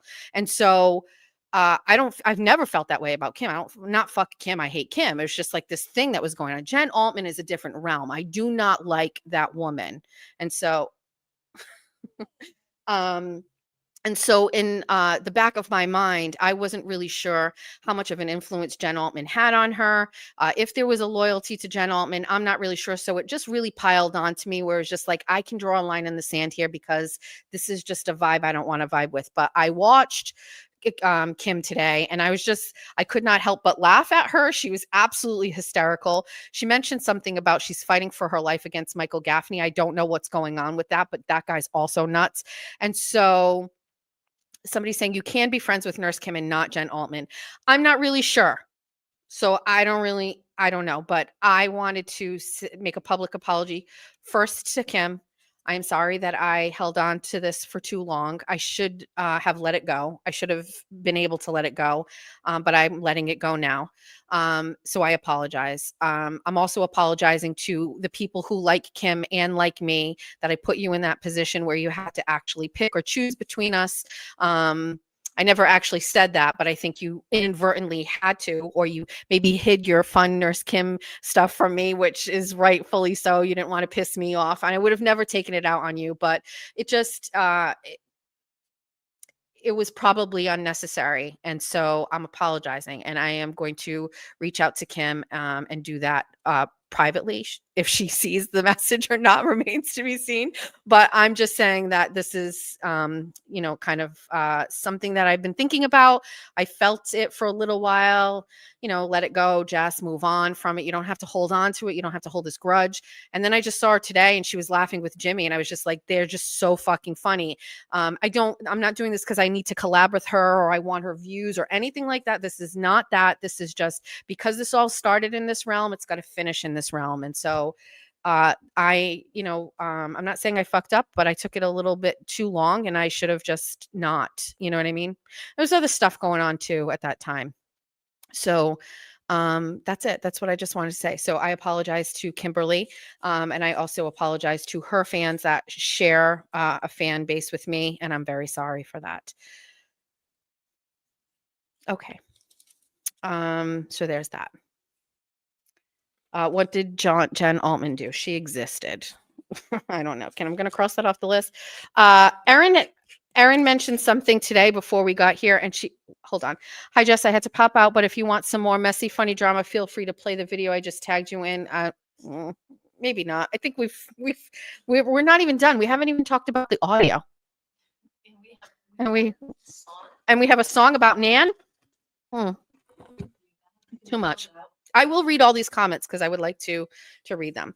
Erin was talking about like, oh, did you see something? And I was like, nope, never seen that. Oh, Entourage, never saw that. Did you see this? Nope, never saw it. Blah, blah, blah, blah. I am watching a show. You will all be pleased to know I am watching a show. I'm watching Murdoch.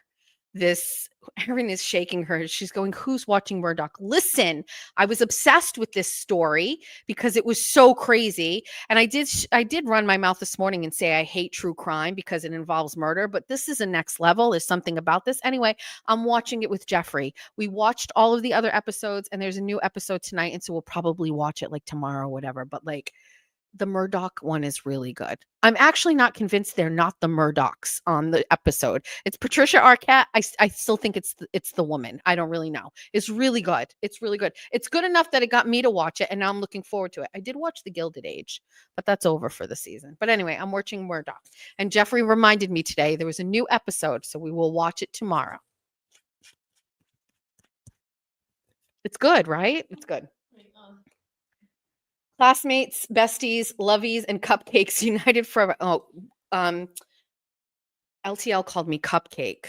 Was that a dig at Melanie's? Melanie's people are cupcakes. Oh, Melanie's people are cupcakes? That's why they're saying that, yes. Oh. Them saying that also a dig at Melanie. I'm trying to think of the way that I can best describe what Brian is doing right now. Self-imploding. There's just too many things. I think Nan challenged me to not talk about Brian for a week. I challenge not accepted. No. All right. Oh, this don't make sense. No, Melanie. All right, let's talk. Let's talk. Watching it, she's a cupcake. Everybody's watching it? Yay, besties! Yay, look at us. We're watching things together. This was so many shows. No. One show. Him crying on Young Jerks tonight. Shut the fuck up. No, he was not crying. You lie. There's no way he's crying. You won $900 at the casino. What is this? What is this? Me and New Hampamp? The Machado effect? Hand pay. Machado effect. All right. Two things. I caught my son lying to me today. Yeah. I'll cross it off right now because I'm so angry about it. Erin can't believe it. Jack lied. Can't believe it. And the way I uncovered it, it was like crazy. So my son did not get his license until he was 18. We will go back and we will watch the crying on Young Jerks, whatever. So listen, my son didn't get his license until he was 18. He didn't want to drive, and I was totally okay with that. One less child on the road that I have to worry about, fine. He's commuting to school, and he has a nice car that's not in repo. And we mapped out for him how to get from Somerset to UMass Dartmouth, the non-highway version. Now, for those of you who don't know, my oldest daughter, when she got her car, she had only been driving for about 3 or 4 months. And she would sleep at her dad's house in Fall River, and we would plot out for her to come back to Somerset in the morning to go to school. And she defied my order and rode on the highway. And she was in a devastating car accident where, by the grace of God, she survived. And I'm not kidding you. I won't pull up the pictures. I'll get them for another time. But I will never forget the state trooper said to me, he could not believe that she survived. The car was completely totaled and mangled, and it was an older car. I do not know how she lived. When she called me, I answered the phone. It was in the morning. Mother's intuition. I knew something was wrong. The phone number came up on the screen. It didn't have her name, which was very odd to me. And to this day, I still can't figure it out. And I didn't recognize the number. And I answered the phone and I said, hello, but I knew something was wrong. And she said, Mom. And I said, yes. And she goes, you were right. And that's the first thing she said to me. And I said, about what? And she goes, I shouldn't have driven on the highway. And I went, where are you?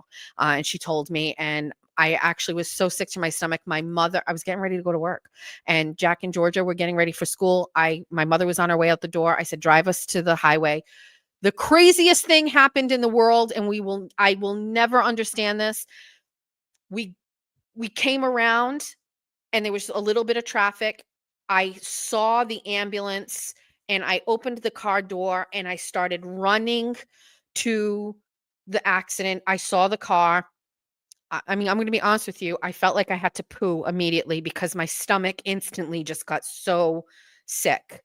And I knew she was okay, but still. So then I saw that and I see the ambulance further down. And then beyond that is her boyfriend. His car is off to the side of the road, not hit.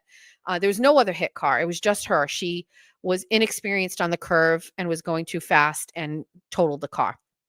But as I was running to the ambulance, a state trooper came over and he was like, ma'am, calm down. And I was like screaming. I looked over and Jeff was there. And it didn't even make sense that Jeff was there. It didn't figure it out in my head. And I said, I want to see my daughter. And he's like, hold on a second. And, I was just standing there and I had turned back to look at the car and there was an overpass. And I looked at the overpass and Julia's dad was standing in the overpass. Didn't even understand that. Was driving on the other side of the highway on his way to work and saw the car in the middle of the road and pulled his work truck over and jumped over the median and came to the other side. And he said he recognized it was Julia's car only by the rims because they were like so unique and the car was trashed. It was just very strange. The whole thing was very weird. So I have a little bit of trauma when it comes to car accidents and my kids driving, and I'm sorry about that. I don't know what to say. So I mapped out a route for my son to take to school. Today, my son tells me I'm going to come home at around 1:00 and then I'm going to go to work at 4. And I said, okay. Now I left to go pick up Georgia from school at 2:30 and Jack wasn't home yet.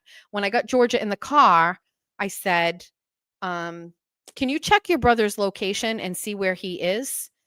And it wasn't on the highway. It was at Stop and Shop. And I knew right away because he would never pass Stop and Shop if he was coming over the Veterans Bridge. He would just come off the Veterans Bridge and go right home. And as soon as Georgia said Stop and Shop, she knew she fucked up. She knew she fucked up. And I went, did you just say Stop and Shop? And she goes, yeah, maybe he's already at work because it's in the same plaza. I knew that wasn't the case. So I called Jack and I said, hey, where are you? And he goes, oh, I'm almost home. I said, were you on the fucking highway? And he goes, what? And I said, I'll talk to you when you get home. And which my son admitted to me in person that he has been driving on the highway since the very first day of school. He knew the route and he was driving on the highway and he said, I am never taking Duval Street. It takes me 20 extra minutes. I've been driving on 195 the whole time. You can't stop me. My dear sweet boy, my son, who never lies to me, has now exposed that he does lie. And so now everything he says will be a lie going forward. We cannot trust any longer. I do not have Life 360 on my phone. What is that? They all lie. Yeah. Not every man, but always a man. Lies. I don't have Life 360 because, and I don't want to talk about it, but that can be not a good thing too. So anyway, Jack lied to me. Cross that off the list. Son, I wrote on that one, Sun Highway. Liar. All right. We're going to skip to this one. Do we want to do the Nan song or do we want to talk about the 8? Let's do. So did you see the Microdots video? Should it be a buzzkill? Is this a Saturday thing? Is it a Erin buzzkill? literally just goes, "Ah, this is going to be a buzzkill." I was enjoying a lot. We're gonna laugh and we're not gonna. I gotta get this because I was gonna do this before and I didn't. We're gonna get to the Nan song. That's why I moved the Nan song to the end, and now we're gonna do the audio first. So listen, we're gonna do the Nan song. Don't worry. Get your instruments ready. Did you watch the Microdots thing? The I can't dance. You don't. Did you see that video of Kim Kardashian with all of those people behind her and everybody's dancing and Kim is just standing there and she's kind of going like this?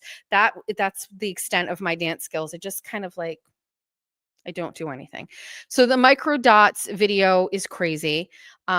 And it basically goes through the whole timeline of the setup to get Aiden to be arrested. And I would highly recommend heading over to Microdots and watching it. I was watching it later than everybody. I was maybe 10 minutes in. Prance. Yes.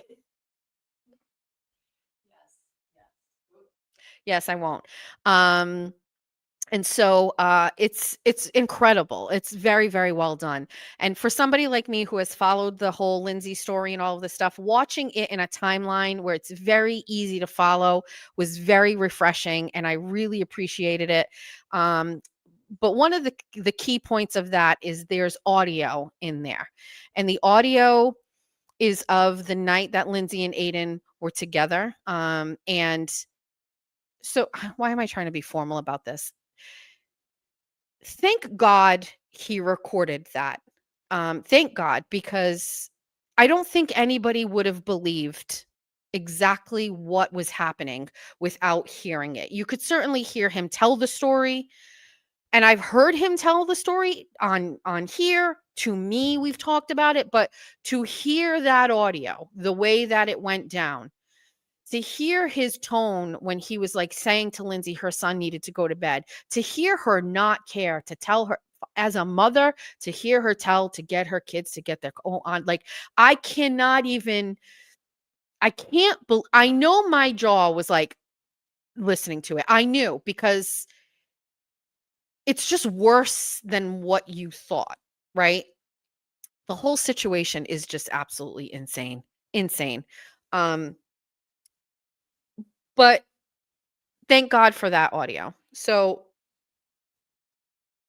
that leads me to talk about the other audio.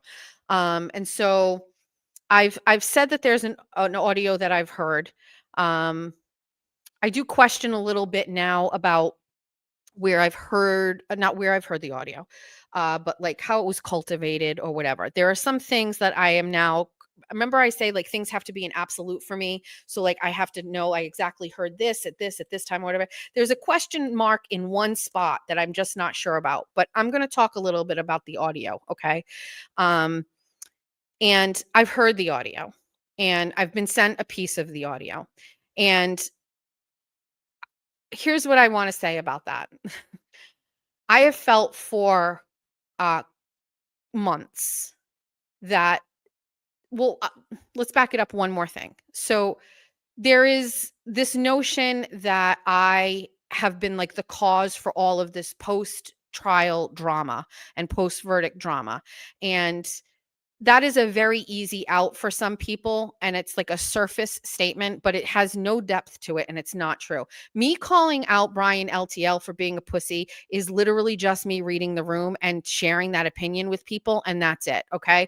And so like me saying those things about Brian did not trigger everybody else to be at odds with everybody else. That is not the case. There are so many different things. First of all, I'm going to say this, and I don't know if anybody like cares. The free Karen Read movement is over. Karen Read is free. She is not going to jail. She is not going to be recharged. She cannot be recharged. Karen Read did not get convicted of killing John O'Keefe. The free Karen Read movement succeeded with what it was supposed to do, which was to ensure Karen's freedom. It's over. It's over. Okay. So there's that. So like the dismantling of the free Karen Reed thing or whatever, I've talked about this in the beginning. There was like this feeling of loss, like what did we lose here? And I remember Kelly Reed, I think, saying in a comment, like, no, we're actually okay. We're ready to move on. It's been traumatic. And that opened my eyes to it being weird that we were hanging on with some sort of celebratory camaraderie vibes to something that really traumatized this family. Right. And so it's over and we should have let it go a long time ago. Okay. So let's put that over here. The free carrot FKR is over. We're now pivoting over to something else, which is Aiden's freedom and Aiden's justice within the court system at the hands of corrupt police departments. Okay. So free Karen Reed is over, and stop using the hashtag and stop talking about it, because Karen is free. And I don't really think anybody really wants to talk about that, but it's over. Okay. So that's that. The second thing, and I mean no disrespect to anybody when I say this. Okay. I 100% believe that the reason why there is so much discord going on right now is because Karen did not go on Aiden's show nor thank him. I think that that has caused a underlying feeling of there being a bigger problem than any of these small other things that are going on. Okay. I can't tell her what to do. I cannot ever pretend to understand what it is like for her or any, I'm not even doing that. I am saying that months ago, had Karen gone on Aiden's show like she had promised, which I know she had promised him, I don't think he would have ever felt slighted. I don't think anything that has happened since then would have ever happened. The second thing is when she went on Howie Carr.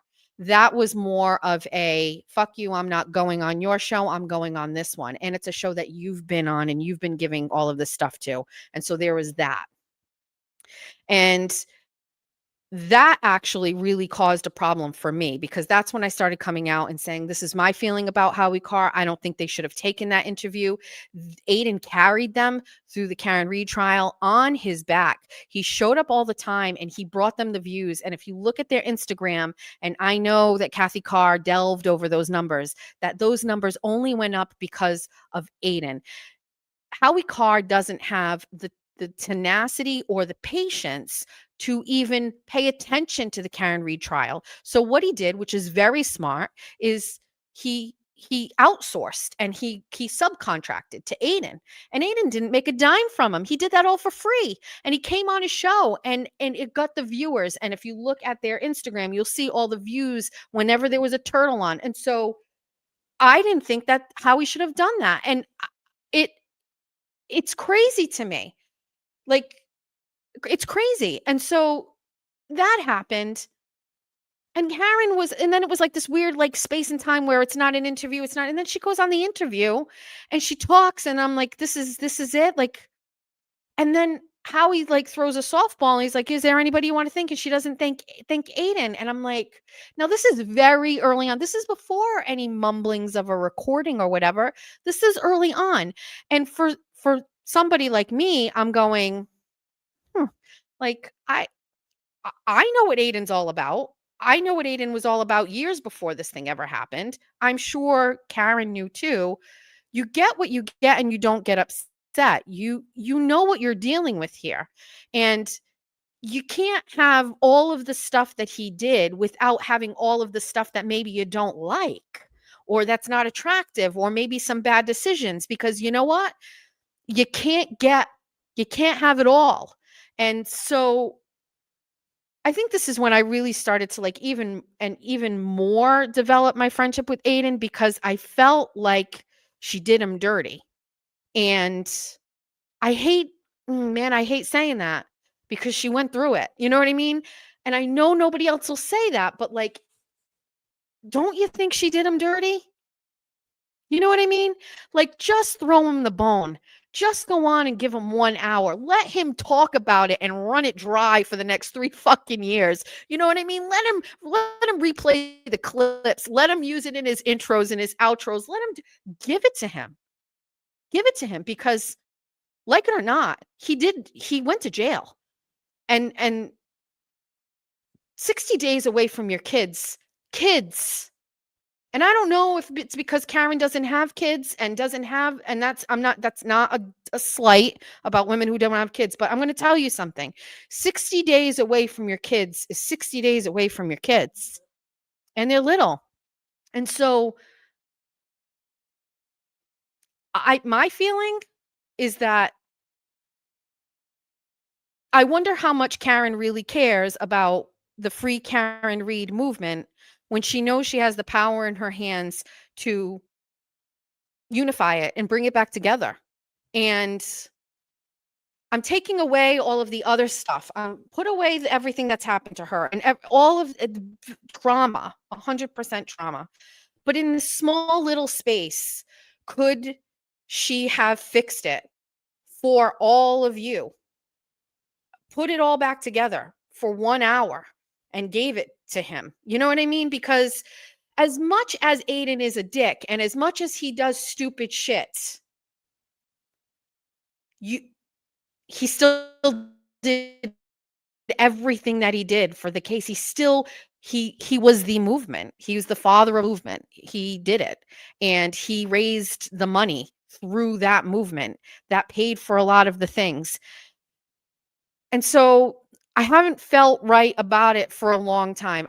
I don't think anybody should tell her what to do, and I'm the last person to tell people what to do. I'm just saying that the division, and also it has given so much power and leverage to the haters to be able to say that there's division and Karen doesn't talk to him or whatever. You know what I mean? It's crazy. And then for her to join forces with the JFK people who were nobodies, who had nothing to do with this.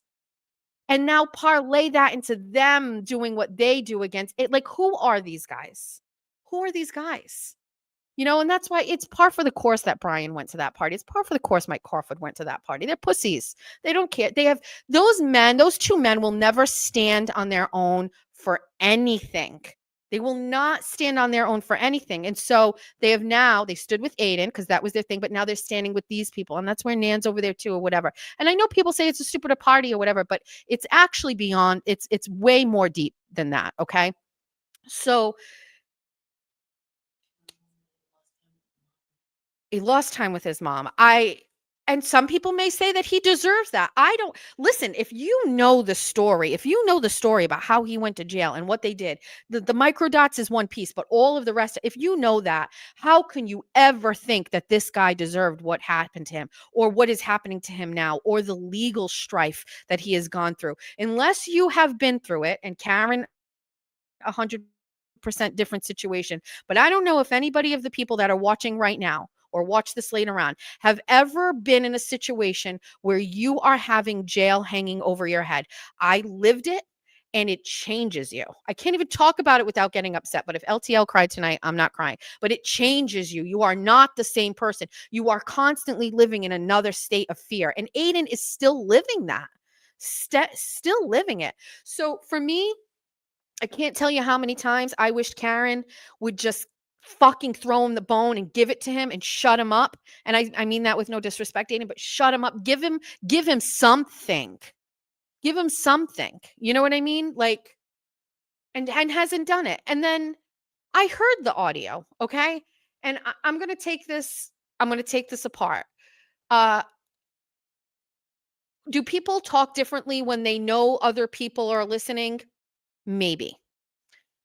But in its rawest form, what I heard in that audio was not good.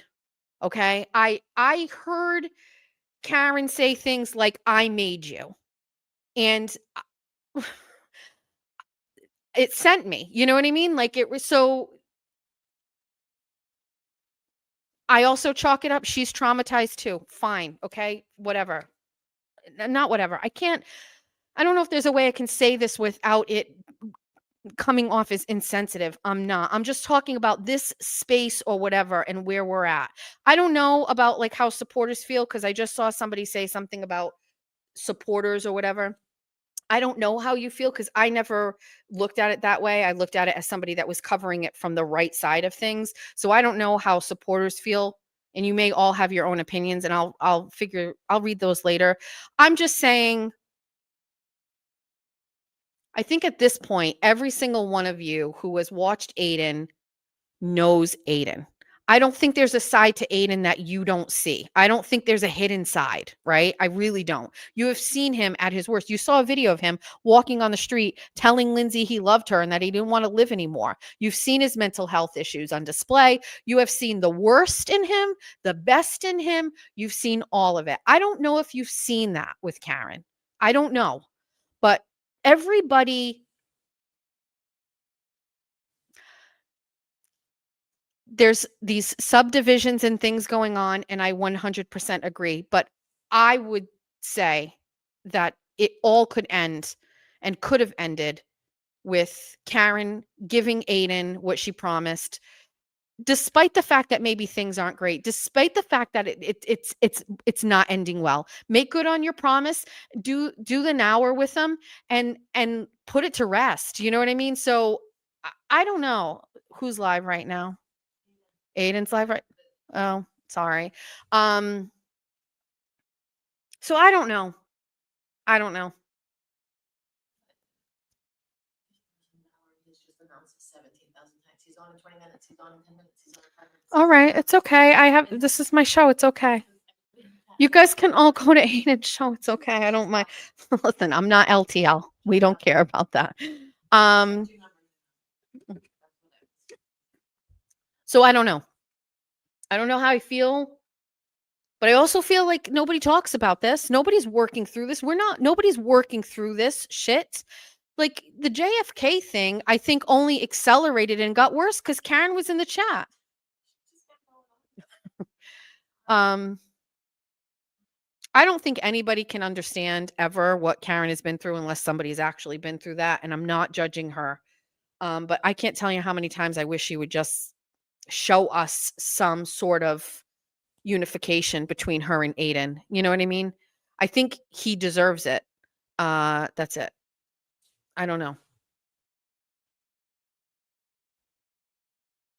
Does that make sense? And what? So somebody's saying she 100% owes him. All the comments are agreeing. Let's say she doesn't think she owes him. Let's say she doesn't, right? Doesn't she owe all of you at a minimum that? Because she's gone, she's out of the public eye, and all you have left to hold on to is him, right? So if she had gone in Aiden's show, her supporters, I saw that and it flew away. That's all right. I think they would have been so happy. And it could have been handled differently. It could have been like, I'm going to fucking go on your fucking show. I'm going to give you this. I'm going to give my followers this and your followers this. I'm going to give you the hour and we're never going to talk again. And listen, I've had an argument with Aiden. He's nasty, but I'm also nasty. So, I'm not saying she thanked everybody on the steps. Okay. She doesn't owe you anything, by the way. She doesn't owe any of you people anything. That's a hot take. She doesn't owe any of you people anything. Somebody said she thanked everybody on the steps. Do you all think that was enough? I don't know, Miss Machado, if you're nasty. Oh, she did promise Aiden she would be on the show, and that's it. I also think it's a little weird too because I know that she talked shit about Howie Carr at one point, and Aiden told me about that, and then she went on his show. I don't know. I mean, it's up to listen. Nobody's going to turn on Karen, and we have to be smart about this. What happened to her is wrong, and everybody activated themselves to come together and to help get her there. I do not know if we could replay this. If there was no Aiden, would there be people? And if there weren't people, would there have been money? And if there was no money, would there be the defense and the eyes or whatever? Erin is saying nobody would have known the case. She would have been in jail. So we could go through those scenarios. But the fact of the matter is, I think you couldn't have done it without him. That's my opinion. And it's not me sucking his dick. I'm just saying, like, I don't think she could have done it without him. I don't think she could have done it without him. I think she'd be in jail. Wrongfully in jail. But she'd be wrongfully in jail. And we'd be on an appeal. It doesn't change my opinion on her innocence. 100%. We can live in the same space where we believe Karen was fucking framed, but also that she did Aiden dirty, and also that Aiden can be a dick. All of those things can exist at the same time. But do you think she's being advised not to? Is she being advised to go into the JFK chat?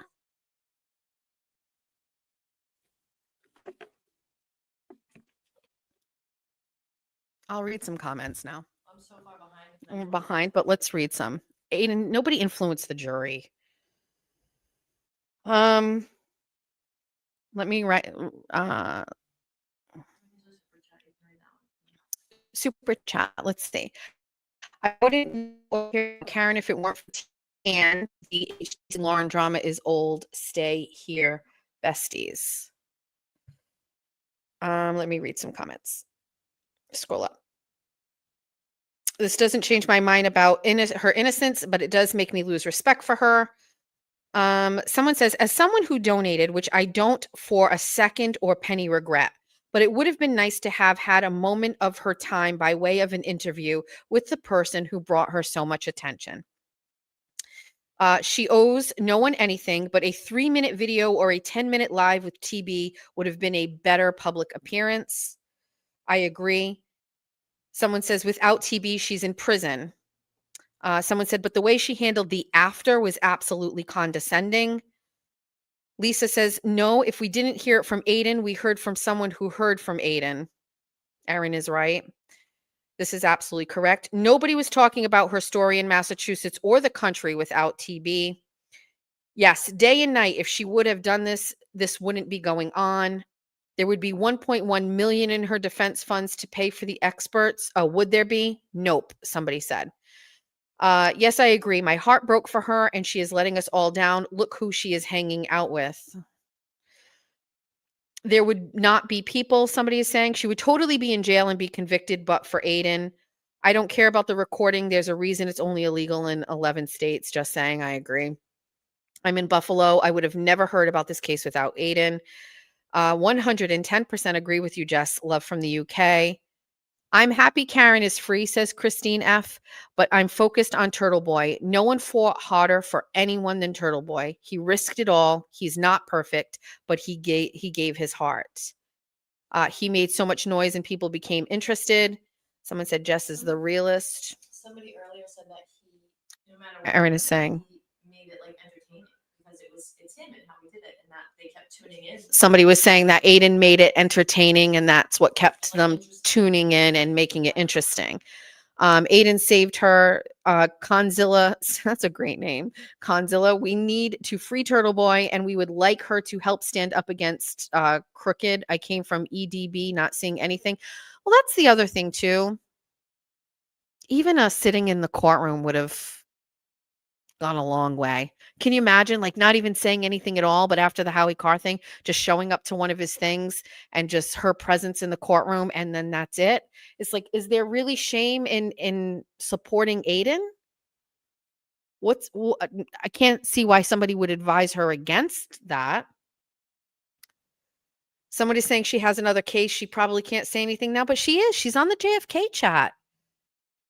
I don't know. Somebody is multitasking with me and Aiden. I'm sorry. He raised her legal fund. I have an opinion. In my opinion is no. Aiden, blah, blah. Aiden found Lucky. I don't know if Lucky was really like the witness that everybody thought he was. I thought we heard from some jurors that it wasn't as impactful as we thought it was. So that was me just scrolling backwards, and I will. What is this one? It says, what were you going to say about the recording that made you think different? What was I going to say about the recording that made me think differently?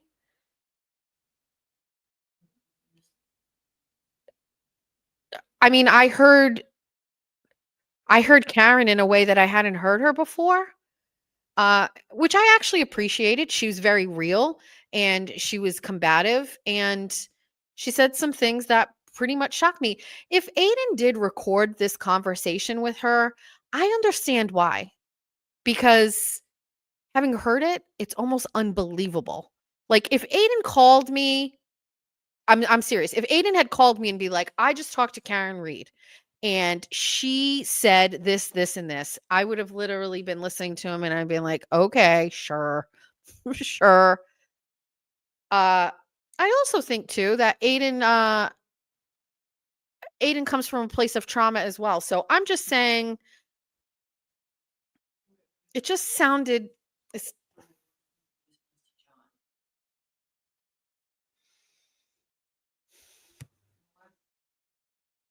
Similar lives. mm. I'm not nodding my head to that. I'm just saying I don't know.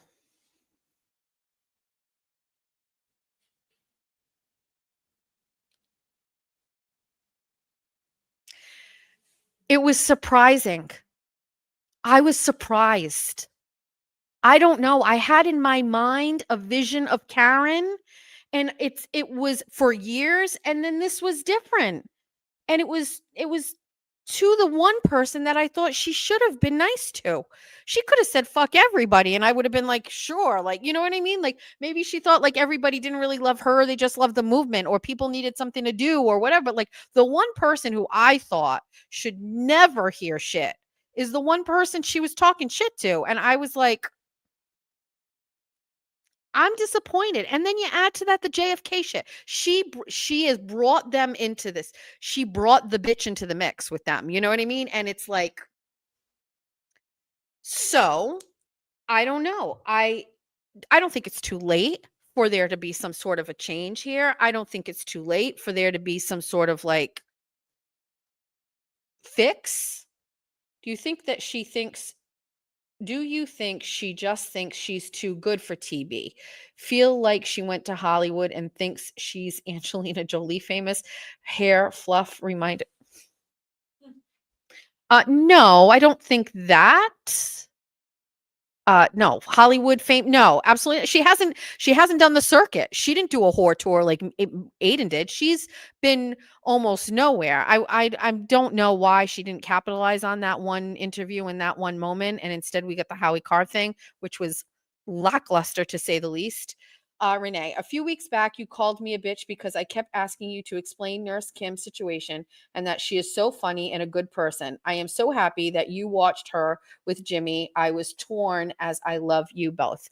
Renee, I'm sorry. I'm sorry. I called you a bitch. I'm sorry. Meow meow meow meow meow meow meow meow meow meow meow meow meow meow meow meow meow meow Renee. Um, I'm sorry. Take that money back. Don't give me money for that. I'm sorry. It's my fault. Of all places, Howie Carr. So I don't know. I just think it's not too late. I think she should fix it. I think Aiden should apologize to her for whatever he's done. And I think she should go on his show and give all of you that one more time. You can't possibly say you don't owe all of the fans something. And I don't think if you say she doesn't owe you anything that you're really being honest with yourself. And this is an honesty show. If I had to talk about my repo, you all have to talk about how you wish Karen would have talked directly to all of you. The most accountable journalist I know. If Jess is meowing, she means it. Meow, meow, That's cute. meow. Don't hate me for this. Don't come at me for this. I just wanted to talk about it. Just wanted to talk about it. The cat thing is weird as fuck. It is. Somebody messaged me, or I saw a comment, and somebody was like, "Is this real? Is she really meowing?" And I was like, Twisted Tragedies. I went on her show today. Twisted Tragedies said on her, somebody sent me, see, I don't watch, but somebody sent me something, and somebody said, Somebody said we gave money, vacation days, stood in the. Oh, who are you, Kelly? Are you LTL? We did it, Tommy. I'm just kidding. Yeah, I think. Yeah. So anyway, I don't want anybody to hate me. I don't want Karen to hate me. But I don't have a relationship with Karen. I don't talk to Karen. I've never spoken to Karen outside of court. I don't know. I mean, Nathan probably won't like me anymore, but I haven't talked to him in a long time. So I don't know. This show has been wild tonight from Pente to pineapples to here. We just wait, we haven't gotten to the Nan song yet. Anyway, I'm just saying Karen is human and normal too and gets mad at Aiden just like the rest of us. And you should get over it just like I did and fix the Free Karen Read movement and let's put it to bed. Audio Nan and then audio voicemail to Aiden came for show unboxing. So we're going to cross off audio voicemail to Aiden. I am very sorry. I know people aren't going to like it. And maybe I'll watch this back one day, probably not, and think I shouldn't have said that. But I don't know. Somebody said Jess is saying what we're all thinking we want to hear. I'm here for you. Let me do it. Let me be the fall guy. Let me do it. I don't mind. I did it for the views. Why doesn't she say goodbye to us? Karen. I said this too, like the Wilbur was like the unofficial end to the Free Karen Read movement. It was the celebratory moment that I think should have come from Karen. And I'm not saying she should have done that type of a thing, but in the absence of that, Aiden had that. And that there's some weird shit about that. I'm very thankful for the Wilbur thing, despite the car accident trauma we experienced. And it certainly wasn't what I thought. We've got one unboxing. I'll tell you about it in a second. I just don't think we had that. You need that little bit of closure. And I can't help but think I'm listening to both TB and Jess. TB just said he was listening to you before he went live. He said, "Love Jess. She's great. She has my back." Always. Always. Sometimes it doesn't look like it, but it's always that's my boy. BOI, boy. I love Aiden. I actually want to take Aiden and bring him to my house and cook him a meal and have him meet Erin so they can go get married. And I just want him to have. I don't think he could. You know why? I mentioned it on the show and Erin's saying she's going to get her killed. Meredith. I don't think Aiden knows how to be in a relationship with a normal girl, but like they would be a really great couple. I'm just saying. You would do everything with him. You would go everywhere with him. Erin said, "Stop it." And she just gave me a look. Nobody's going to care.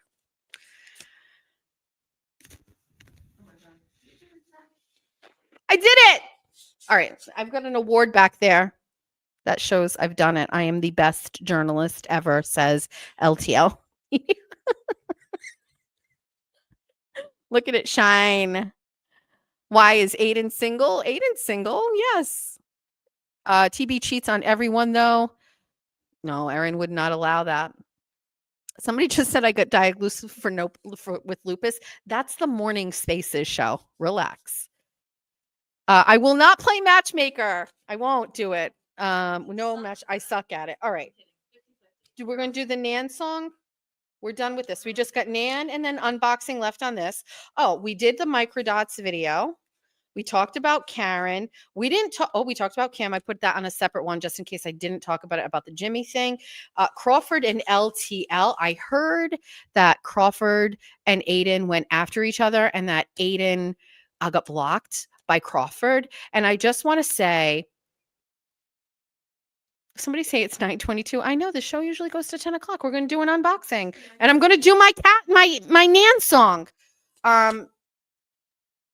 I'll save the LTL Crawford stuff for someone else. Those guys are guys that I would never in a million years ever sleep with. And so I don't want to ever talk about them. They're gross. Just so low energy. Erin has better hair than all of them. Yes, she does. All right. Don't hate. Don't hate. Touch the hair a lot. They are gross. No, Erin, don't listen to Jess this time. I did. I set her up one time and it didn't go so well. At all, actually. I can't get myself right. Like, where am I? I can't figure it out. He's a hypocrite and spiraled, so now it's too late. You said it. He's nasty. I used to like Aiden and now I find him repulsive. I'm going to let you stay, but it's your opinion.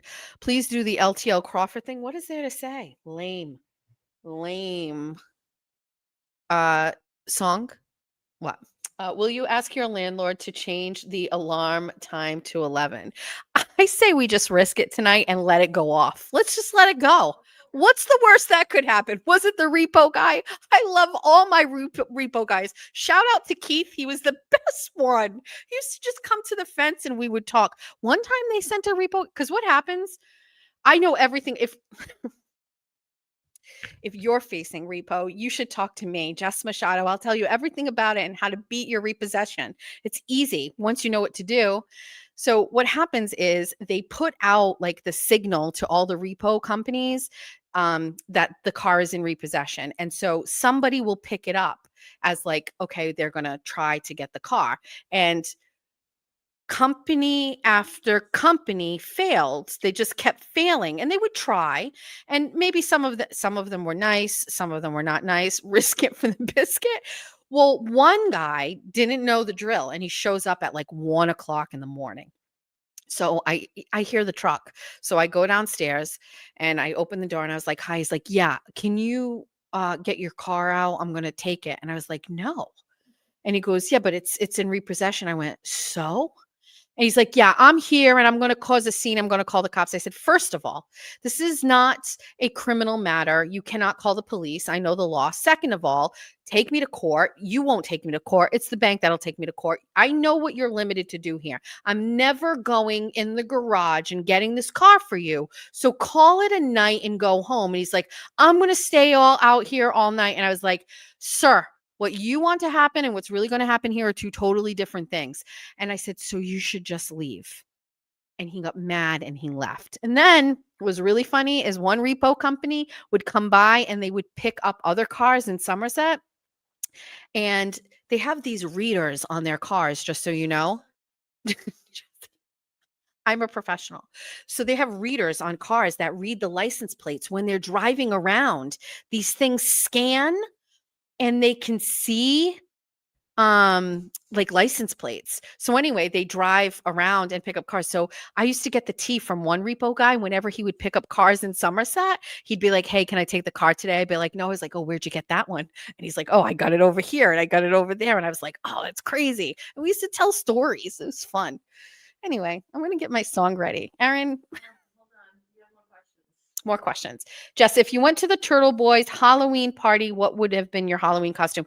I am not clever or funny with any of these things, but I am telling you there was some funny costumes. Aiden's was hysterical. It was so funny. Just switch the license plate. Yeah. Jess, I think you picked Brian. Jess, I think you pick on Brian LTL too much because you're so insecure. I have questions. Who is this? Somebody said- Maza is in great shape. He loves to work out. Are they trying to hook you up with Maza? Who is that? Maza Media. Do we need to be intrigued? I'm not sure. Okay. We'll do recon. Erin said she's going to do recon, not to be confused with repo. Recon. Jess is not. I'm not insecure. Yes, I'm insecure. Sure. All right, we all caught up on these things? Me and my 6 chins are definitely not insecure. Okay, she ain't insecure. You're in the wrong chat. Maza is a sweetheart, but I feel like Erin needs a little bad boy, and Maza is not bad boyish at all. So no, right? Yeah, he's gonna have a little edge. So Erin would eat Maza. I don't even. 100%. That's so funny. I'm not even. Oh, I'm obsessed. It's so true. Nan song. Let me pull it up. Erin's gonna get her. I was gonna now just. You let me know when you're ready. We're gonna Oh yeah, you can set the stage. So Everybody shut Everybody shut up in the chat. Karen said, shut up in the chat.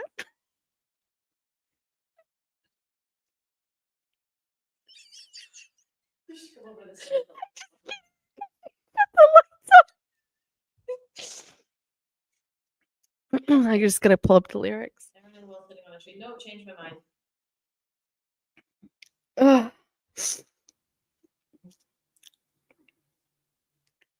Hold on. Shh. I can't do it, Aaron. We're not going to do the song. We're just going to do a. Just do it. Don't announce it. You're gonna spoil it. Well, I just.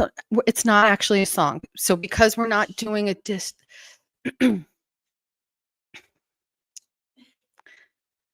Welcome. Thank you for joining us.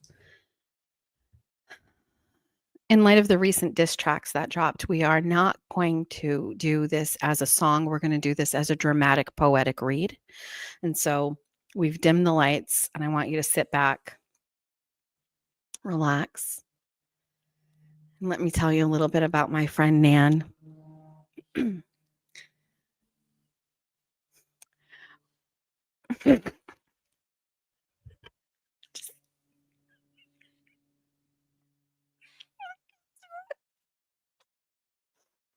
I cannot say this.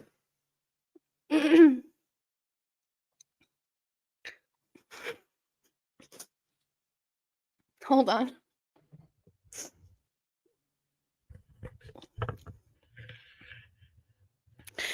Somebody said stay in character. Should I have some sort of, should I have a stole on, or should I have changed my appearance? I left my fur at home.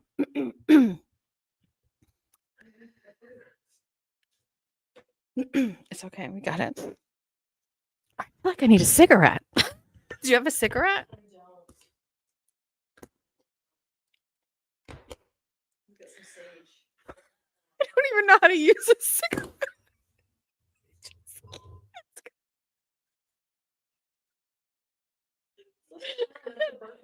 Oh. Like this? Is this how you do it? Am I doing it right?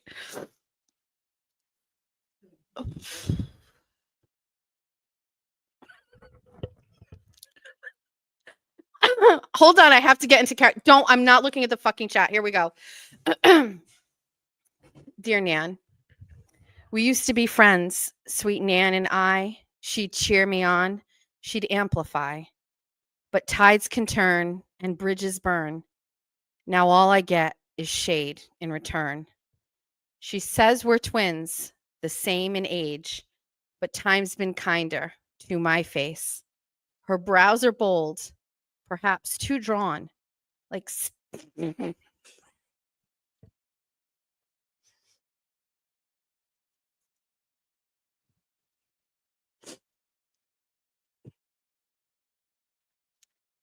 like startled birds at the break of dawn. The break of dawn. Those skinny legs and monster boots. She stomps around in loud pursuits. She drives her kid on endless rides while rapping beats with the JFK guys. She hands out cash, 500 a friend, but love that's bought won't ever mend.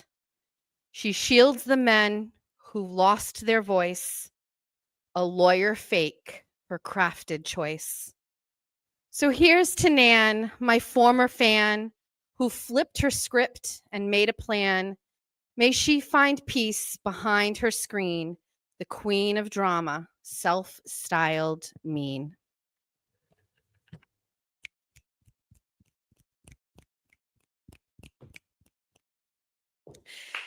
Thank you.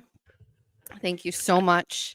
Now, if you could just envision that sung to the tune of Stinky Cat with a Smelly Cat with an acoustic guitar. That's really what I was going for. Thank you so much. I appreciate you. Thank you. Thank you. Poetry Slam. That's what it is. Thank you. Let's do an unboxing. And then we'll talk about whatever you want. So I'm just going to be very honest with you, because Jimmy wrote that for you, didn't he? no, Jimmy didn't write that for me. Does Jimmy do songs? He did the Norfolk Girls one at the Wilbur. I know. Oh, Jimmy wrote that? They did it. I think they did it together. The Norfolk Girls one at the Wilbur. Same song. So I'm not copying. I actually do write songs. I wrote family Christmas songs, and they were almost always to the tune of Britney Spears songs. I'm not copying, but that also helps me feel like Jimmy is more my people than before. But I'm sorry. Oh my God, they're out of lines. Not telling you what to do, but this lighting is so good. Just get some LED stands ups, can see you so much better. Oh, eyebrows on whom daddy has drawn. Are you guys? So I was going to do a mega unboxing because Nan made fun of my unboxings and said it sucked. And so I was going to fill all of my empty Amazon boxes around my house with things like eyebrows and Monster High boots and things like that. And I just really didn't want to put that much effort to anything. And then I had all of these boxes that were coming in transit. And there were 3 of them that are probably sitting at my house, but they didn't get delivered in time by the time I left. So we only have one unboxing. And this is from Janine in Massachusetts. I hope I didn't just show her address.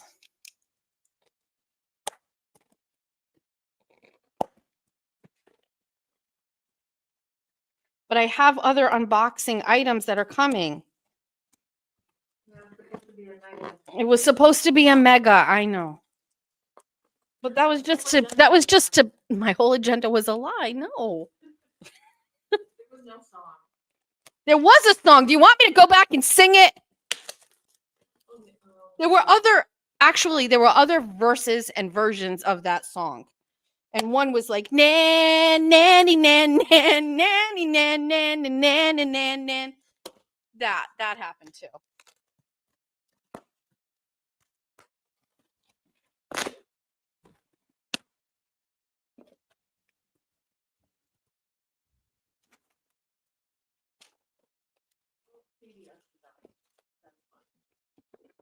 I like the bunny unplugged. Too bright. Too bright. You can put your hand in it. Scratch tickets. Whoa. One for you. Ooh, Ghostbuster. Ghostbusters scratch tickets? Are these Massachusetts? They are. Let's read the card first. This person has really nice handwriting. Somebody just said, hope it was worth getting sued.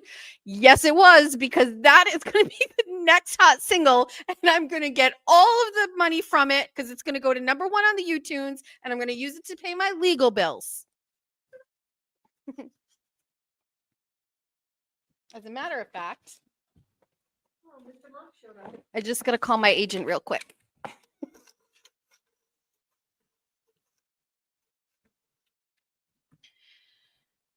Hi, it's me. What? It's on top of the charts already? It's a banger, they say? Trending on TikTok. It's trending on TikTok? Awesome. Listen, I might have a problem and I'm going to need an advance right away because I think I have encountered some copyright and some legal matters that I'm going to need some help with. Scooter, you know what to do. Just handle it. Okay, great. Okay, I got to go. I'm in the middle of an unboxing and I only have one. I got to make it count. Goodbye. Goodbye. That phone stays. Did I say YouTunes? Yes, you did. That was fantastic. All right. Hi, bestie. Some may call you a klepto, but I lovingly think of you as a sentimental collector of memories. And I love that about you. With love, your Franklin bestie, Janine. You too. Did this person steal something? Oh, it's inside and inside.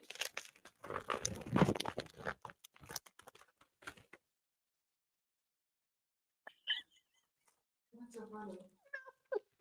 It's a hat that says klepto on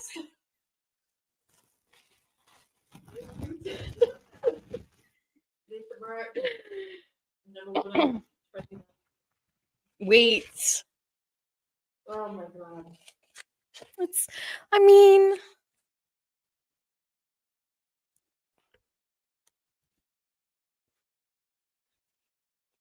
wait, this is a fit. Hold on. Hold on. This is a great gift, bestie.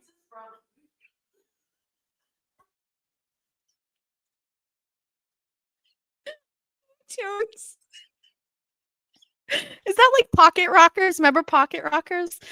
Oh, I do like I had a Tiffany one. I had Tiffany too. Oh, Pocket Rockers. Mm, this was a great comment. what? You You just great comment.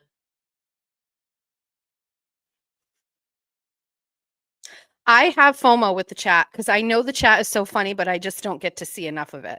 JFK poser rapped a song about Turtle Boy. What's the difference? Nan can't come after Jess and then defend her boy.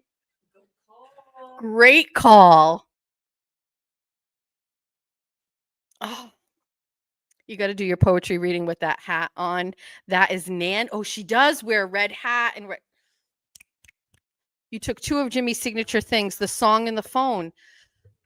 I didn't know. How did you know he has a phone? What kind of phone? Came up and he was at the beach or something on a phone. What kind of a phone? That kind of phone, and he's like in the A phone like that? On my grandmother's soul, I didn't know that Jimmy uses a phone. Also, I didn't know Jimmy does songs. People are going to say that I Yeah. copy. You're dumb and unoriginal. You're the worst. Erin just said people are going to say I'm dumb and unoriginal, and I'm the worst. Yeah, exactly. Can't just pick up the phone and call. You guys just send him a link. Hold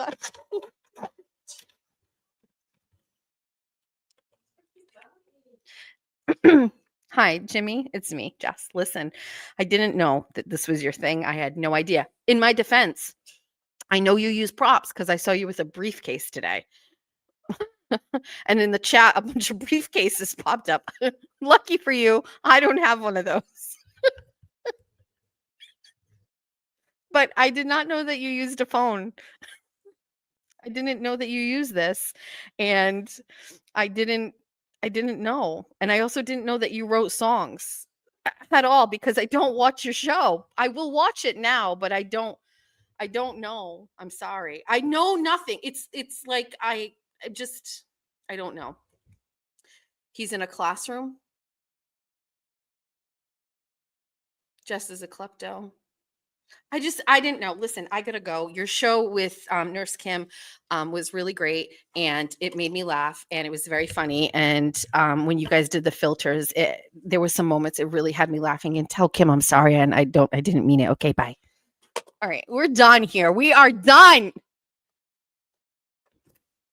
Done. What do we have going on? Anything else I need to know? I'm sorry. Does Jimmy dim the lights? Fake phone. Did he do a fake phone call with Nan? Dude, no, please. Please, I didn't. I'm just gonna scratch my lottery tickets. Let's scratch. Let's see if we win. I don't like to. Oh my god, I have scissors here the whole time. So I've been struggling with this chat. I mean this spot. I'm gonna scratch this. Let's scratch. Oh, this is psychotic the way that I'm doing it. What is? Oh, these are symbols and not numbers. We've made a mistake. Chat. Chat, we've made an error because it's basically. Oh, I can't even listen to that. All right, we did it. All right, we've got two winning symbols. Why is it symbols and not numbers? Scratch and I'll check. I can't scratch. I can't. Winning symbols, Slimer, Red Glow. This is a lot. Okay. All right, let's try.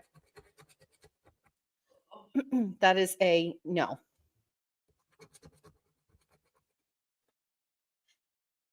That is a Slimer, but it's a different Slimer? So it's not the same?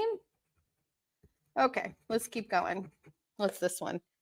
That one is something else. It's also a no. you better watch the one where it's back-to-back calls. He pre-recorded of himself to talk to. You pre-recorded. I am very sorry I'm missing out on all of the Jimmy. I watched one other one, but I don't even remember what was in it. That's also nothing. Hold on. Nothing. Sorry, Erin. It's okay. It's fine. I can just feel it. I matched one. Oh, good job. Okay. Let's keep going. Hold on. We have one match. Look at Whatever he can sue us to. No to that. All right, we have one match so far, everybody. You would know this if you went to summer school. I like that he goes to school. No, no. And now we have two left.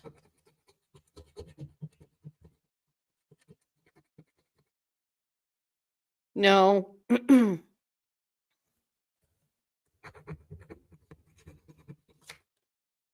No. Okay. We got one. It's a $5 ticket. If it is more than $100, we are going straight to the casino and we're going to go put it in a slot machine and max bet $100. And we're going to take this show on the road. Okay. Okay. Fingers crossed for big money. All right. I think it's going to be $5. Let's see.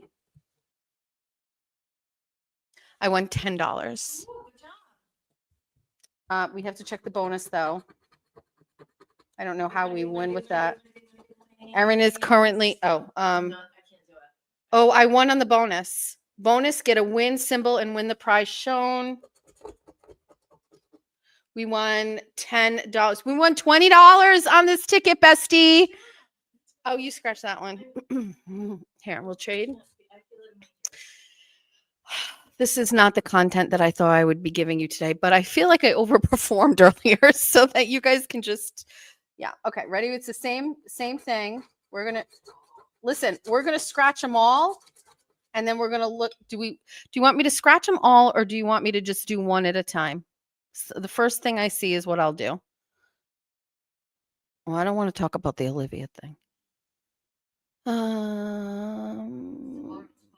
Tomorrow's coffee money. Somebody tell me, what do I do? Do I do them all at once or just go with the flow? It always works for you. All. Okay, we're going all. This is crazy. All. I can't see this far away, so we're just going to scratch. It's shaking the whole table. This is psychotic.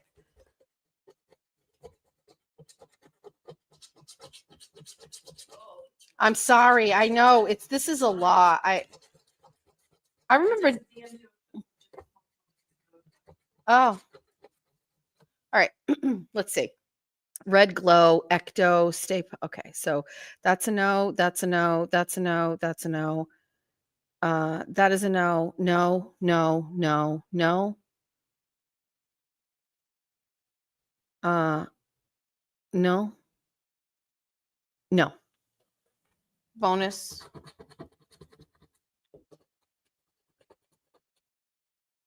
No. And no. Okay, we only won on the other one. Thanks, bestie. What a great unboxing with my hat. I am a little bit of a klepto. I'm sorry. Okay, so 9:47. We could actually get out on time. Remember, we don't have a show on Saturday. Meow, meow, meow, meow, meow, meow, meow, meow, meow, meow, meow, meow, meow, meow. Should we call Jeffrey? We don't have a show on Saturday in the studio. Erin has a previous engagement where she's going to put her photography skills to use. And then we are doing a on the road show. Jess said, Altman, you have the day you deserve. She listens to my stuff.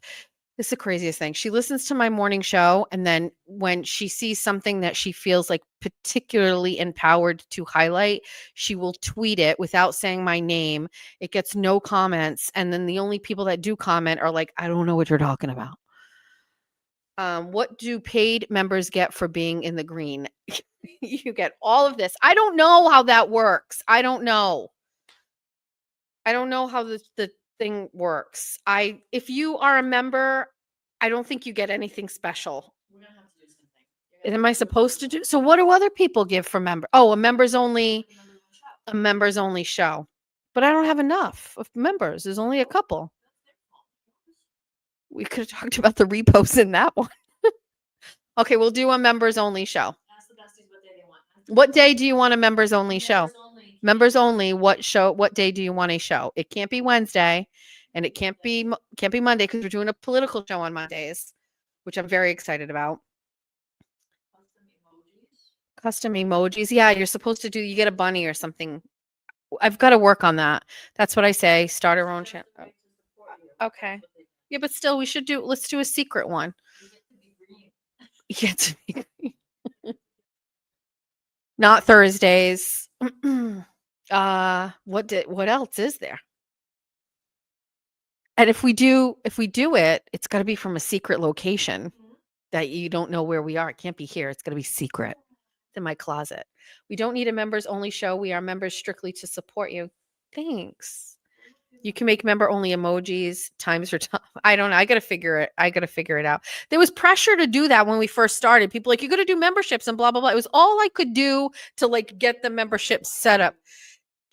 Nurse Kim advised me to do memberships. Actually, she was in the chat and she was telling me I needed to do it. Signed CD with we're just going to do a print of the Nan song lyrics and then sign it once a month or whenever. Doesn't matter. Okay. Members only throwback content.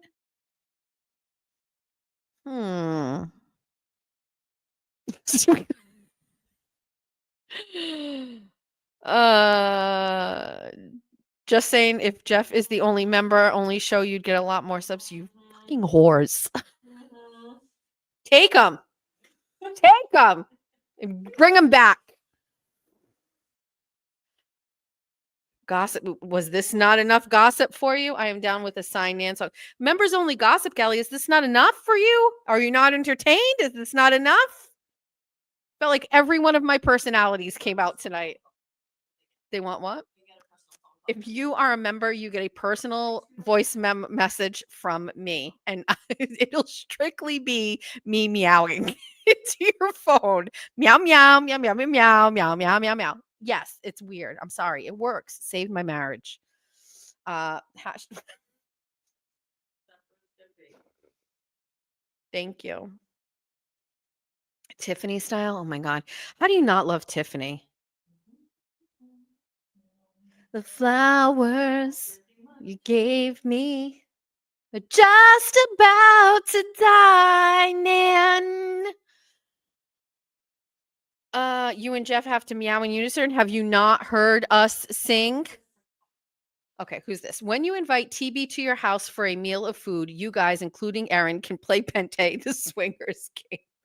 I've invited him. He's not coming. I don't think I invited. I said we'd take him out for dinner. And then it was just going to be a bait and switch. It wasn't going to be me. It was just going to be Erin. Trivia. We used to do, what do you call it? I used to do checker tournaments at my house. The Swerve Show. What kind of show do you have? The Swerve Show. Tell me in the chat. Debbie Gibson and Tiffany. Yeah, I love both. What a time to be alive. Our kids don't know anything about that. Melanie Little ripped Turtle Boy today. Melanie Little on the social horizon chart, Horizon social chart is right here. Do you know why? Because one day I was in court and I was live tweeting and somebody, so Melanie was live streaming Karen Reed and somebody was like to Melanie Little, Jess Machado was talking about the jurors, and Melanie Little talked about it on her show. And while I was sitting there in the courtroom, Erin is starting to move. She's packing things up. Oh, they can't hear me. I brought you. Oh, this is a good idea. I brought you, when I thought we were having a mega unboxing, I just brought one of my show and tells, a little throwback. Who knows what it is? That was one of my show and tells. That's all. That's from the OG unboxing days with El Presidente.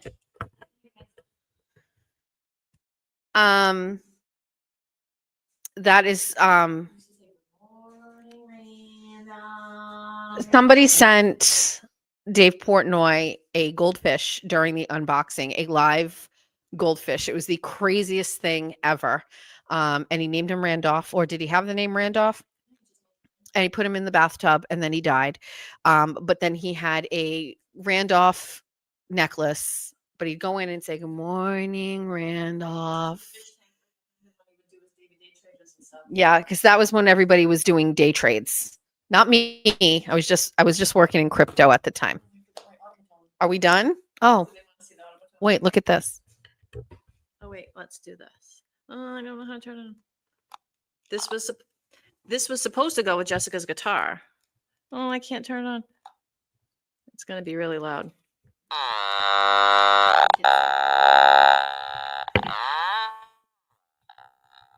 Who else has an automaton?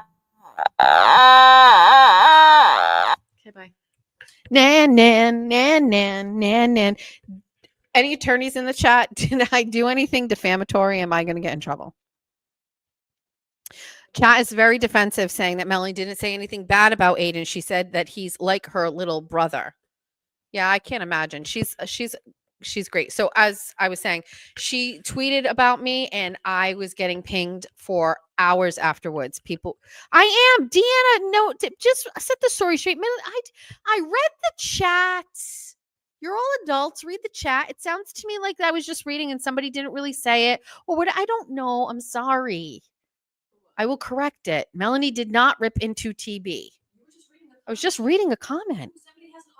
Yeah, somebody else has one. Somebody also has Pente. I don't even, it's just swinger. So Melanie got me some wonderful subs. I think, I'm not kidding, I got like 1,000 subs from her followers the day that she tweeted me. It was crazy.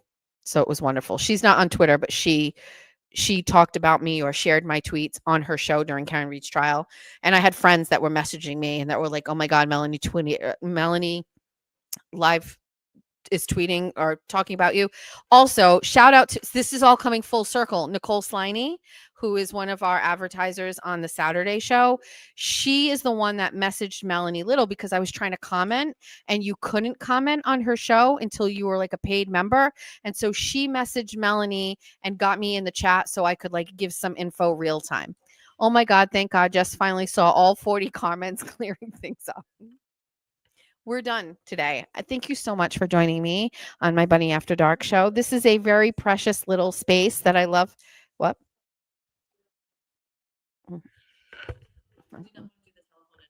I don't know if I can do the phone because Jimmy has it and I didn't know, and I don't want people to think I'm copying. Thank you so much for joining me. I hope it is everything that you loved and more. If it sucked, I will take criticism in the form of instant messages in my inbox. So you can instant messenger. What is this? AOL. You can message me on my MySpace and I'll put you in the top 5. If you could just message me and give me some great feedback and criticisms, I take them. And I love them and I will listen. Thank you. You're late to the chat about Karen doesn't know TB for anything. I don't care. Thank you to my wonderful producer, Erin, with the good hair, for showing up and managing this whole thing. Lots of laughs tonight. It was funny. And I think that's it, right? We will definitely not make it out before 10 o'clock. So we are going to find out whether or not the alarm goes off because we're going to need 3 minutes at least to clear this up. So thank you to every single one of you in this chat who stayed, who watched, who listened, who shared, who joined, who added to the conversation, who also made me laugh because without the chat, it wouldn't be nearly as fun. So it was really great. So thank you guys. I hope it didn't disappoint. Okay, bye. That was a good one. Somebody is funny, there's a comment just came up and it said, this is the best one yet. And then underneath it, there's a troll that said, you should care, you're insufferable. So That I'm shit ever. insufferable. I haven't ended it yet. I see you. You said I'm insufferable. Wait a second. We're coming back. Hold on. By the way, Melanie is no sainthood. I missed it. Bye. Haha. Bye. We're back. This is a message for you who said I am insufferable. Well, that just means we're going to do a song about you. It's going to be my closing song. It's my encore. Here it goes. Bao Muma, you should care. You're becoming insufferable. What are you doing here? Why are you in this chat? Why are you watching my show? Why aren't you at home with your cats? It's only going to get worse. I'm going to get more followers and then I'm going to get more powerful and then I'm going to think I'm better than all of you. And I'm going to keep doing this and then I'm going to bring Jeff in and he's going to go meow, meow, meow to you and to you and to you. Why are you here? Why are you? Erin is nervous that the alarm's going to go off and I'm singing show tunes. Why are you here? Why are you here? Why are you watching this wonderful show? If you think I'm insufferable, you loser. I gotta go. Goodbye.